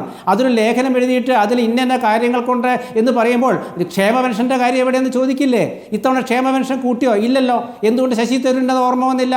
അതുപോലെ റാഗിങ് കാര്യം എന്താണ് ഓർമ്മ വരാത്തത്? അതുപോലെ മറ്റേ സർക്കാർ ഉദ്യോഗസ്ഥന്മാരുടെ കുടിശ്ശിക എന്താണ് ഓർമ്മ വരാത്തത്? KSRTC പെൻഷൻ എന്താണ് ഓർമ്മ വരാത്തത്? ഇതൊക്കെയല്ല വരേണ്ടത്. കേരളത്തിലെ നവകേരള സദസ്സ് നടത്തിയ ശേഷം എന്ത് സംഭവിച്ചു എന്ന് പ്രതിപക്ഷം ചോദിക്കുമ്പോൾ നവകേരള സദസ്സിൽ എന്താണ് സംഭവിച്ചത്, എന്തുകൊണ്ടാണ് ശശി തരൂരിന് ലേഖനം എഴുതാൻ പറ്റാത്തത്? അപ്പോൾ ചില കാര്യങ്ങൾ മാത്രം എടുത്ത് ലേഖനം എഴുതുമ്പോൾ കോൺഗ്രസിൻ്റെ പ്രവർത്തകർക്ക് ഇഷ്ടപ്പെടില്ല. ശശി തരൂരിനെ എല്ലാവർക്കും ബഹുമാനമാണ്, ഇഷ്ടമാണ്, വ്യക്തിപരമായിട്ട് ആർക്കും അദ്ദേഹത്തോട് എതിർപ്പില്ല. കാരണം അദ്ദേഹത്തിന് ചില ഇളവ് കൊടുക്കുന്നു ഇവിടെ സജീവനായ പറഞ്ഞു, ഒരു ഇളവുമല്ല. കാരണം അദ്ദേഹത്തെ സംബന്ധിച്ചിടത്തോളം ഞാൻ ആദ്യമേ പറഞ്ഞല്ലോ, അദ്ദേഹം 14 വർഷമായിട്ട് രാഷ്ട്രീയ പ്രവർത്തനമുള്ളൂ. ആ രാഷ്ട്രീയ പ്രവർത്തനം അടിത്തട്ടിൽ നിന്ന് ഉയർന്നു വന്ന പ്രവർത്തനമല്ല. അതിൻ്റെ ഒരു ദോഷം അദ്ദേഹത്തിനുണ്ട്. അത് മനസ്സിലാക്കിയിട്ട് വേണമായിരുന്നു ചിന്തിക്കാൻ. തെരഞ്ഞെടുപ്പ് വരുമ്പോൾ അത്തരമൊരു കടുത്ത നിലപാടിലേക്കോ തീരുമാനത്തിലേക്കോ തരൂരിന്റെ കാര്യത്തിൽ കോൺഗ്രസ് പോകുമോ എന്നുള്ളതാണ് അറിയേണ്ടത്. ഞാൻ ശ്രീ വസീഫിലേക്ക് വരാം. വസീഫ്, ഇപ്പോൾ കുതിപ്പിനൊപ്പം കിതപ്പിനും മറുപടി പറയേണ്ടി വരില്ലേ എന്നുള്ളതാണ് ശ്രീകുമാർ ചോദിക്കുന്നത്. ഈ വികസന കുതിപ്പിന് വേണ്ടി തുടങ്ങിയ കിഫ്ബി അതിന് നിലനിൽപ്പിന് വേണ്ടി തന്നെ ഇപ്പോൾ ടോൾ പിരിക്കാൻ തുടങ്ങുകയാണല്ലോ. അതടക്കമുള്ള കാര്യങ്ങളുണ്ട്. കുടിശ്ശികൾ തുടരുന്നു, ഈ ക്ഷേമനിധി പെൻഷൻ മുഴുവൻ പേർക്കും കൊടുക്കാൻ കഴിയാതെ വരുന്നു തുടങ്ങിയ കുറേ പ്രശ്നങ്ങൾ അവിടെ നിൽക്കുകയാണല്ലോ. ഇവിടെ നമ്മൾ കാണേണ്ടതേ, നേരത്തെയൊക്കെ കോൺഗ്രസ് കേരളം ഭരിക്കുന്ന സമയത്ത് കേന്ദ്രവും കേരളവും ഒക്കെ ഒരുമിച്ച് അവർ ഭരിക്കുന്നൊരു സാഹചര്യം ഉണ്ടായിരുന്നു. അവർക്ക് ഇവിടെ നിന്ന് 3 or 4 കേന്ദ്രമന്ത്രിമാരുണ്ടായിരുന്ന സാഹചര്യം ഉണ്ടായിരുന്നു. എന്നാൽ ഇപ്പോൾ ഉള്ള സാഹചര്യം അതല്ലാന്നേ. കേന്ദ്രം ഭരിക്കുന്നത് BJP ആണ്. പ്രതികാരത്തോടുകൂടി BJP ഇതര സംസ്ഥാനങ്ങളോട് ഇടപെടുന്ന ഒരു കേന്ദ്ര ഗവൺമെൻറ്റാണ് രാജ്യത്തുള്ളത്. അവിടെയാണ് ബദലുകൾ ഉയർത്തി പ്രതിരോധ കോട്ട തീർത്ത് കേരളത്തെ സംരക്ഷിച്ചു നിർത്തുന്നത് കേരളത്തിലെ ഇടതുപക്ഷ ഗവൺമെൻറ്. അത് നമ്മൾ ബേസിക്കായിട്ട് നമ്മൾ മനസ്സിലാക്കേണ്ടത് അതൊരു യാഥാർത്ഥ്യമാണ്, അത് ഉൾക്കൊണ്ടേ പറ്റൂ. പിന്നെ ഇവിടെ പറഞ്ഞ കുറേ കാര്യങ്ങളുണ്ട്. ഇപ്പോൾ MSME മേഖലയിലെ ബെസ്റ്റ് പ്രാക്ടീസിങ്, അത് പ്രധാനമന്ത്രി ഇരുന്ന യോഗത്തിലാണ് ദേശീയ തലത്തിൽ നമുക്കതിന് അംഗീകാരം കിട്ടുന്നത്. നമ്മൾ കാണേണ്ടതാ. പിന്നെ നിങ്ങൾ നേരത്തെ ചോദിച്ച P. രാജീവ് മിനിസ്റ്ററുടെ ഫേസ്ബുക്ക് പോസ്റ്റുമായി ബന്ധപ്പെട്ട കാര്യം ഞാൻ മനസ്സിലാക്കുന്നത് ഇന്ന് കൊച്ചിയിൽ നിങ്ങളുടെ ജിനീഷ് ആൻഡ് സെബാസ്റ്റ്യൻ ഇവരൊക്കെ പങ്കെടുത്തിരുന്നു അദ്ദേഹത്തിൻ്റെ ഈ പ്രസ് കോൺഫറൻസിൽ എന്നുള്ളതാണ്. അവിടെ ലാപ്ടോപ്പ് തുറന്ന് ആരോടും ഏതൊക്കെയാണോ നിങ്ങൾ ആവശ്യപ്പെടുന്നത് ആ സ്ഥാപനങ്ങളുടെ ഒക്കെ വിവരവും വിശദാംശങ്ങളും ഒക്കെ കൊടുത്തുകൊണ്ട് വളരെ ഇൻട്രാക്റ്റീവ് ആയിട്ടുള്ള ഒരു സെഷനായിരുന്നു ആ പ്രസ് കോൺഫറൻസ് എന്നുള്ളത്. നിങ്ങൾ ദയവ് ചെയ്ത് അവരോട് അതൊന്ന് ചോദിച്ച് കേരളത്തിലെ ജനങ്ങളോട് ഇതൊക്കെ ഒന്ന് പറയണം. കാരണം എന്താണെന്ന് വെച്ചാൽ കേരളം മാറുന്നു എന്ന് ഈ നാട്ടിലെ ചെറുപ്പക്കാർ, യുവജനങ്ങൾ മനസ്സിലാക്കണം. അവർ വളരട്ടെ, അവർക്കൊരു പ്രതീക്ഷ കൊടുക്കട്ടെ. ഈ കാലഘട്ടത്തിൽ BJP രാജ്യത്ത് പൊതുമേഖലാ സ്ഥാപനങ്ങളെ വിൽക്കാൻ വെക്കുമ്പോൾ, പ്രതീക്ഷയില്ലാത്ത തരത്തിലേക്ക് ഇടപെടുമ്പോൾ, 1-2 കോർപ്പറേറ്റുകൾക്ക് വേണ്ടി മാത്രം ഇടപെടുമ്പോൾ നമ്മുടെ സംസ്ഥാനത്ത് ഒരു ഓൾറൗണ്ട് ഡെവലപ്മെന്റിന് കളമൊരുക്കുകയാണ് കേരളത്തിലെ ഗവൺമെന്റ്. നമ്മുടെ മുമ്പിൽ തന്നെ ഹിന്ദുസ്ഥാൻ ന്യൂസ് പ്രിന്റ് ലിമിറ്റഡ് എന്ന് പറയുന്ന കോട്ടയത്തെ വെള്ളൂരിലെ പേപ്പർ മാനുഫാക്ചറിംഗ് കമ്പനിയുടെ അനുഭവമുണ്ട്. അത് അടച്ചുപൂട്ടാൻ തീരുമാനിച്ചു. അതാണിപ്പോൾ കേരള പേപ്പർ പ്രൊഡക്ഷൻ ലിമിറ്റഡ് എന്ന് പറയുന്ന ഒരു സ്ഥാപനമായി ലാഭകരമായി കേരളത്തിലെ പ്രധാനപ്പെട്ട മാധ്യമങ്ങളൊക്കെ പേപ്പർ വാങ്ങുന്ന സ്ഥാപനമാക്കി വളർത്തിയെടുത്തത് കേരളത്തിലെ ഗവൺമെന്റ്. അങ്ങനെ കേരളത്തിൽ ഒരു വലിയ വ്യവസായ സൗഹൃദ അന്തരീക്ഷം സൃഷ്ടിക്കുന്നു. അത് വ്യവസായത്തിൽ മാത്രമല്ല, നേരത്തെ സൂചിപ്പിച്ചതുപോലെ UDF ഭരിക്കുന്ന സമയത്ത് കേരളത്തിലെ സ്കൂളുകൾ അടച്ചുപൂട്ടാൻ തീരുമാനിച്ചതായിരുന്നു. സ്കൂളുകൾ പൊളിച്ച് അവിടെ ഷോപ്പിംഗ് കോംപ്ലക്സ് തുടങ്ങാൻ തീരുമാനിച്ചതായിരുന്നു. അവിടെയാണ് കേരളത്തിലെ പ്രമുഖ സാഹിത്യകാരൻ അന്തരിച്ചു പോയ MT ഉൾപ്പെടെ ഇറങ്ങി വന്ന് മാനുഷാദ എന്ന് പറയുന്ന സാഹചര്യം ഉണ്ടായിരുന്നത്. അവിടെ നിന്നാണ് കേരളത്തിലെ പൊതുവിദ്യാലയങ്ങളെ ശാക്തീകരിച്ച് മികച്ച വിദ്യാർത്ഥി സൗഹൃദ അന്തരീക്ഷം ഇവിടെ ഉണ്ടാക്കിയെടുത്തത്. അങ്ങനെ പൊതുവിദ്യാലയങ്ങളെ ശക്തിപ്പെടുത്തുന്ന ഒരു അന്തരീക്ഷമുണ്ട്. നമ്മുടെ ആരോഗ്യരംഗത്ത് ഈ സാമ്പത്തിക പ്രതിസന്ധികൾ കൊണ്ടൊക്കെ പ്രയാസപ്പെടുന്ന സമയത്തും സേവന രംഗത്ത് വലിയ രീതിയിൽ ഇടപെടുകയാണ് കേരളത്തിലെ ഗവൺമെന്റ്. അഭൂതപൂർവമായ മുന്നേറ്റം സേവന രംഗത്ത്, നമ്മുടെ വികസന രംഗത്തൊക്കെ നടത്തുന്നുണ്ട്.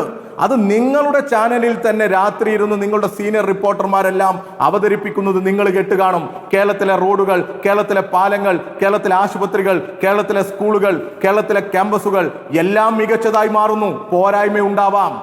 പോരായ്മ ഉണ്ടാകാം, എന്നാലും വലിയ മാറ്റത്തിലേക്ക് കേരളം വരികയാണ്. അവിടെയാണ് ഏറ്റവും കൂടുതൽ ആക്ഷേപം ഈ വ്യവസായികളുടെ ഭാഗത്തു നിന്ന്. വ്യവസായ സൗഹൃദമല്ല കേരളം എന്ന് പറഞ്ഞിരുന്ന കാര്യങ്ങൾ ഉണ്ടായിരുന്നത്.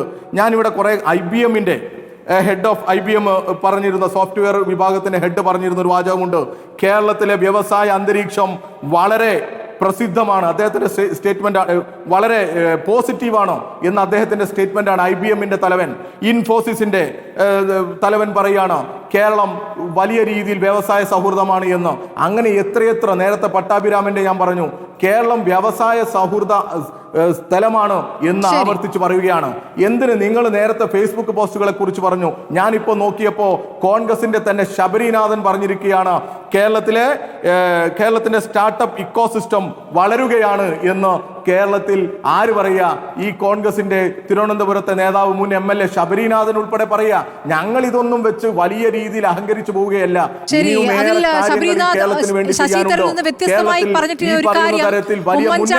സർക്കാരിന്റെ കാലത്ത് തുടങ്ങി വെച്ച പദ്ധതികളെ കുറിച്ച് കൂടി അതിൽ ചൂണ്ടിക്കാണിച്ചിരുന്നെങ്കിൽ ഈ വിമർശനത്തിന് ഇടവരില്ലായിരുന്നു എന്നുള്ള കാര്യമാണ്. അത് ശശി തരൂർ ചെയ്തില്ല. കല്ലിട്ട് പോകുന്ന മുഖ്യമന്ത്രിയും എല്ലാം ശരിയാക്കാമെന്ന് പറഞ്ഞു പോകുന്ന മുഖ്യമന്ത്രിയും എല്ലാം നമ്മളിവിടെ കേരളത്തിൽ കണ്ടതാ. പക്ഷേ ഇവിടെ എല്ലാം ശരിയാക്കി ഒരു മുഖ്യമന്ത്രി ഉണ്ട്. അദ്ദേഹത്തിന്റെ പേര് പിണറായി വിജയനും എന്നാണ്. മടങ്ങിയെത്താം. ശ്രീ എ സജീവൻ, ഇപ്പോൾ വസീഫ് പറഞ്ഞ മറുപടിയിൽ ഒരു പ്രധാനപ്പെട്ട കാര്യം കേന്ദ്രത്തിൽ ആര് ഭരിക്കുന്നു എന്നുള്ളതാണ്. കോൺഗ്രസിനെ സംബന്ധിച്ച് കോൺഗ്രസ് ഭരിക്കുന്ന കാലത്ത് ഇവിടെ UPA സർക്കാരിൻ്റെ കാലം ഉണ്ടായിരുന്നു. ആ കാലത്ത് എന്ത് ചെയ്തു എന്നുള്ള ചോദ്യമുണ്ട്. പക്ഷേ ഇപ്പോൾ BJP ഭരിക്കുമ്പോൾ ഏതൊക്കെ തരത്തിൽ ഇവിടെ നിയന്ത്രണങ്ങൾ വരുന്നു, നമുക്ക് കിട്ടാത്ത സാഹചര്യം വരുന്നു. അപ്പോൾ ഇതൊക്കെ ഈ സാഹചര്യത്തിലാണ് ഇത്തരം നേട്ടങ്ങൾ ഉണ്ടാക്കുന്നത് എന്നുള്ളത് വലിയ കാര്യമായി അവർ അവതരിപ്പിക്കുന്നു. ഇല്ല, ഇവിടെ ഉണ്ടാക്കുന്ന നേട്ടങ്ങൾ കേന്ദ്രത്തിൻ്റെ പിന്തുണയുണ്ടാവുന്നോ ഇല്ലയോ എന്നുള്ള കാര്യം നോക്കിയിട്ട് കാര്യമില്ല. സ്വാഭാവികമായിട്ടും നേട്ടങ്ങളുള്ള കാര്യം നമുക്കെല്ലാവർക്കും അറിയാം. പല കാര്യങ്ങളിലും നേട്ടം ഉണ്ടാക്കാൻ പറ്റിയിട്ടുണ്ട്. അത് മിക്ക സർക്കാർ, UDF ആണെങ്കിലും LDF ആണെങ്കിലും ഒക്കെ അവരുടെ രീതി അനുസരിച്ച്, അവരുടെ നയമനുസരിച്ചിട്ട് നേട്ടങ്ങൾ ഉണ്ടാക്കും. അതിന് കേന്ദ്രത്തിൻ്റെ പിന്തുണ കിട്ടിയേ തീരൂ എന്നൊക്കെ പറയുമ്പോൾ ചിലപ്പോൾ നടക്കണമെന്നില്ല. കാരണം BJPക്ക് ഇപ്പോഴത്തെ ഒരവസ്ഥയിൽ കേരളത്തെ സഹായിക്കേണ്ട ഒരു താല്പര്യമില്ല. അപ്പോൾ അവരുടെ പരമാവധി അവർ തകർക്കാനായിട്ടുള്ള ശ്രമം നടത്തും. അത് എല്ലാ BJP ഇതര സർക്കാരുകളോട് അവർ കാണിക്കുന്ന ഒന്നാണ്. അപ്പോൾ സ്വാഭാവികമായിട്ടും അതുണ്ട്. ഇവിടെ നേട്ടങ്ങൾ ഉണ്ടാക്കുന്നുണ്ട്. അതോടൊപ്പം തന്നെ ശശി തരൂർ പറഞ്ഞ പോലെ നിലപാടുകളിലെ മാറ്റം, അതാണ് നമ്മൾ നോക്കേണ്ട കാര്യം. അതായത് നേരത്തെ സമരം എന്ന് പറയുന്ന പ്രാമുഖ്യത്തോടു കൂടി കൊടുത്തിരുന്ന ഒരു ഘട്ടത്തിൽ നിന്നും സമരത്തിൽ നിന്ന് വ്യത്യസ്തമായിട്ട് നിലപാടെടുക്കുന്നു. ഈ നിലപാട് നിങ്ങൾ തുടരണം അല്ലെങ്കിൽ തുടരുമോ എന്നുള്ള ചോദ്യം ആണ് സത്യത്തിൽ. അതിലാണ് ശശി തരൂർ ഊന്നുന്നത്. അവിടെയാണ് CPM ശരിക്കും ഇരുത്തി ചിന്തിക്കേണ്ടത്. എപ്പോഴും ഈ പലതിനെ അവർ തന്നെ പണ്ട് ശക്തമായിട്ട് എതിർത്തിരുന്ന പലതിനെയും പിന്നീട് സ്വീകരിക്കേണ്ടി വന്നൊരു ഘട്ടമുണ്ടല്ലോ. അപ്പം അങ്ങനെ ഉണ്ടാകുമ്പോൾ ഒരു കാര്യത്തിൽ ഭരിക്കുന്ന സമയത്ത് എടുക്കുക ഒരു നിലപാട്, പ്രതിപക്ഷത്തിരിക്കുമ്പോൾ ഒരു നിലപാട് എന്ന അവസ്ഥ മാറ്റിയിട്ട് കേരളത്തിൻ്റെ മൊത്തമായിട്ടുള്ള വികസനമാണ് വേണ്ടത്. അത് UDF ഭരിക്കുമ്പോൾ നല്ല കാര്യം ചെയ്യുമ്പോൾ അതിനോടൊപ്പം നിൽക്കുക എന്ന് പറയുന്നത് LDF ചെയ്യേണ്ടതാണ്. LDF നല്ല കാര്യം ചെയ്യുമ്പോൾ അതിനെ തകർക്കുക അല്ലെങ്കിൽ അതിനോട് വിയോജിക്കുക എന്ന് പറയുന്ന രീതിയിൽ നിന്ന് മാറേണ്ടത് UDF ആണ്. ഈ രീതി പോകാൻ ശരിയായ രീതി. അതിനപ്പുറത്തേക്ക് അന്ധമായ രാഷ്ട്രീയം പാടില്ല എന്നാണ് സ്വന്തം പ്രവൃത്തിയിലൂടെ ശശി തരൂർ നമുക്ക് കാണിച്ചു തരുന്നത്. ശരി, ശ്രീകുമാർ, ഇതിൻ്റെ അവസാനമായി എങ്ങനെയാണ് അവസാനിപ്പിക്കാൻ ഉദ്ദേശിക്കുന്നത്? തരൂരിൻ്റെ കാര്യത്തിൽ തരൂർ ഇങ്ങനെ പ്രതികരിച്ചൊക്കെ പോയിക്കോട്ടെ, കോൺഗ്രസിൻ്റെ പ്രവർത്തനവുമായി മുന്നോട്ട് പോവുക, കോൺഗ്രസിന് അതീതനായി അദ്ദേഹം പ്രവർത്തക സമിതിയിൽ തുടരട്ടെ, ഇതാണോ താങ്കളുടെ ഒരു അഭിപ്രായം? അല്ല, ഇതിലെന്തായാലും ശശി തരൂരിനോട് വിശദീകരണം കോൺഗ്രസ് പ്രവർത്തക സമിതി ചോദിക്കുന്ന ഉറപ്പാണ്. ശശി തരൂരിനെ പറഞ്ഞു വന്നിട്ട് കാര്യങ്ങളുണ്ട്. കാരണം അദ്ദേഹത്തെക്കുറിച്ച് നമ്മൾ ഈ ലേഖനവുമായി ബന്ധപ്പെട്ട് സംസാരിക്കുമ്പോൾ തന്നെ അദ്ദേഹം 2020 എഴുതിയ ഇതുപോലെ ലേഖനം എഴുതിയ രേഖയായിട്ട് കിടപ്പുണ്ട്. അതിൽ അദ്ദേഹം പറഞ്ഞിട്ടുണ്ട്, ഞാൻ എന്തെങ്കിലും പറയുമ്പോൾ CPMൻ്റെ വക്താക്കൾ വന്ന് എന്നെ കപടമായി അഭിനന്ദിക്കാറുണ്ടെന്ന്. ആ കാപട്യവും ഞാൻ തിരിച്ചറിയുന്നതെന്ന് ശശി തരൂർ എഴുതിയിട്ടുണ്ട്. 2020 ഡിസംബർ 20 മാതൃഭൂമിയിൽ 20-21 മാതൃഭൂമിയിൽ എഴുതിയിട്ടുണ്ട്. കാരണം അന്ന് ഈ കേരളീയമായി വിഷയപ്പെട്ട ലേഖനമാണ്. അപ്പോൾ ശശി തരൂരിനെ സംബന്ധിച്ചിടത്തോളം നമ്മളെ കോൺഗ്രസ് പ്രവർത്തകരുടെ മനസ്സെന്താണ്? കാരണം ഒരു ഭരണമാറ്റത്തിനായി കാത്തിരിക്കുമ്പോൾ ഉന്നതനായ സ്ഥാനത്തിരിക്കുന്ന ഒരു നേതാവ് ഒരു ഗവൺമെൻറ്റിനെ പുകഴ്ത്തുക, ഒപ്പം തന്നെ കേന്ദ്ര ഗവൺമെൻറ്റിനെ പുകഴ്ത്തുക.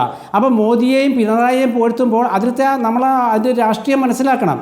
ആ രാഷ്ട്രീയം എന്ന് പറയുന്നത് ഒരു നല്ല രാഷ്ട്രീയമല്ല. കാരണം എന്താണെന്ന് വെച്ചാൽ മോദിയുടെ നമ്മളിവിടെ ചർച്ചാ വിഷയം അല്ലാത്തതുകൊണ്ട് ഞാൻ പറയണത് എന്താണ്, അമേരിക്കയിലത്തെ ആ ഉടമ്പടിയൊക്കെ നമുക്ക് സംബന്ധിച്ച് വേറെ ചർച്ച ചെയ്യാം. പക്ഷേ കേരളത്തിൽ ഒരുപാട് വിഷയങ്ങൾ ബാക്കി കിടക്കുകയല്ലേ സ്മൃതി.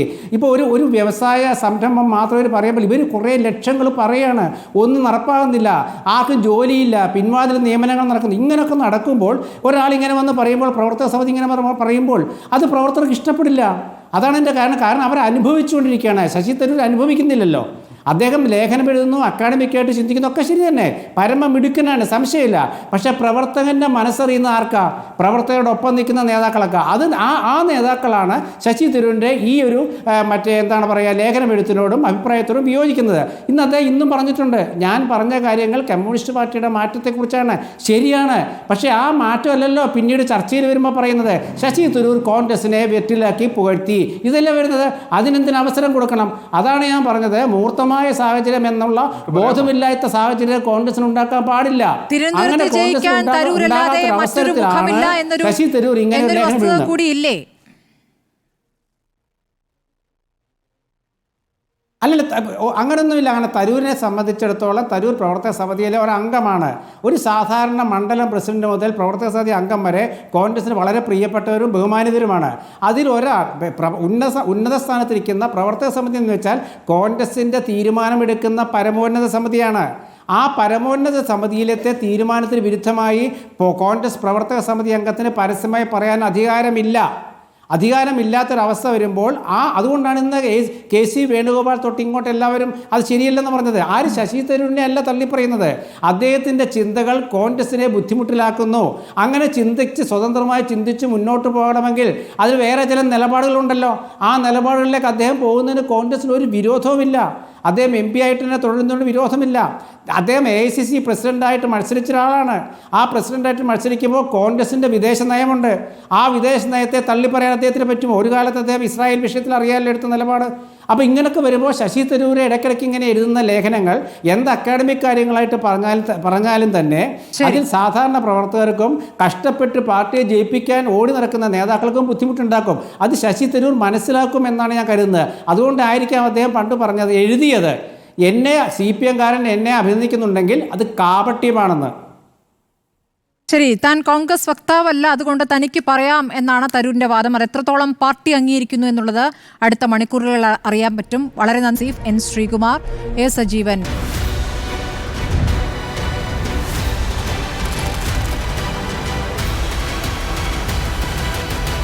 ഡിബേറ്റ് വിത്ത് സ്മൃതി പരുത്തിക്കാട്.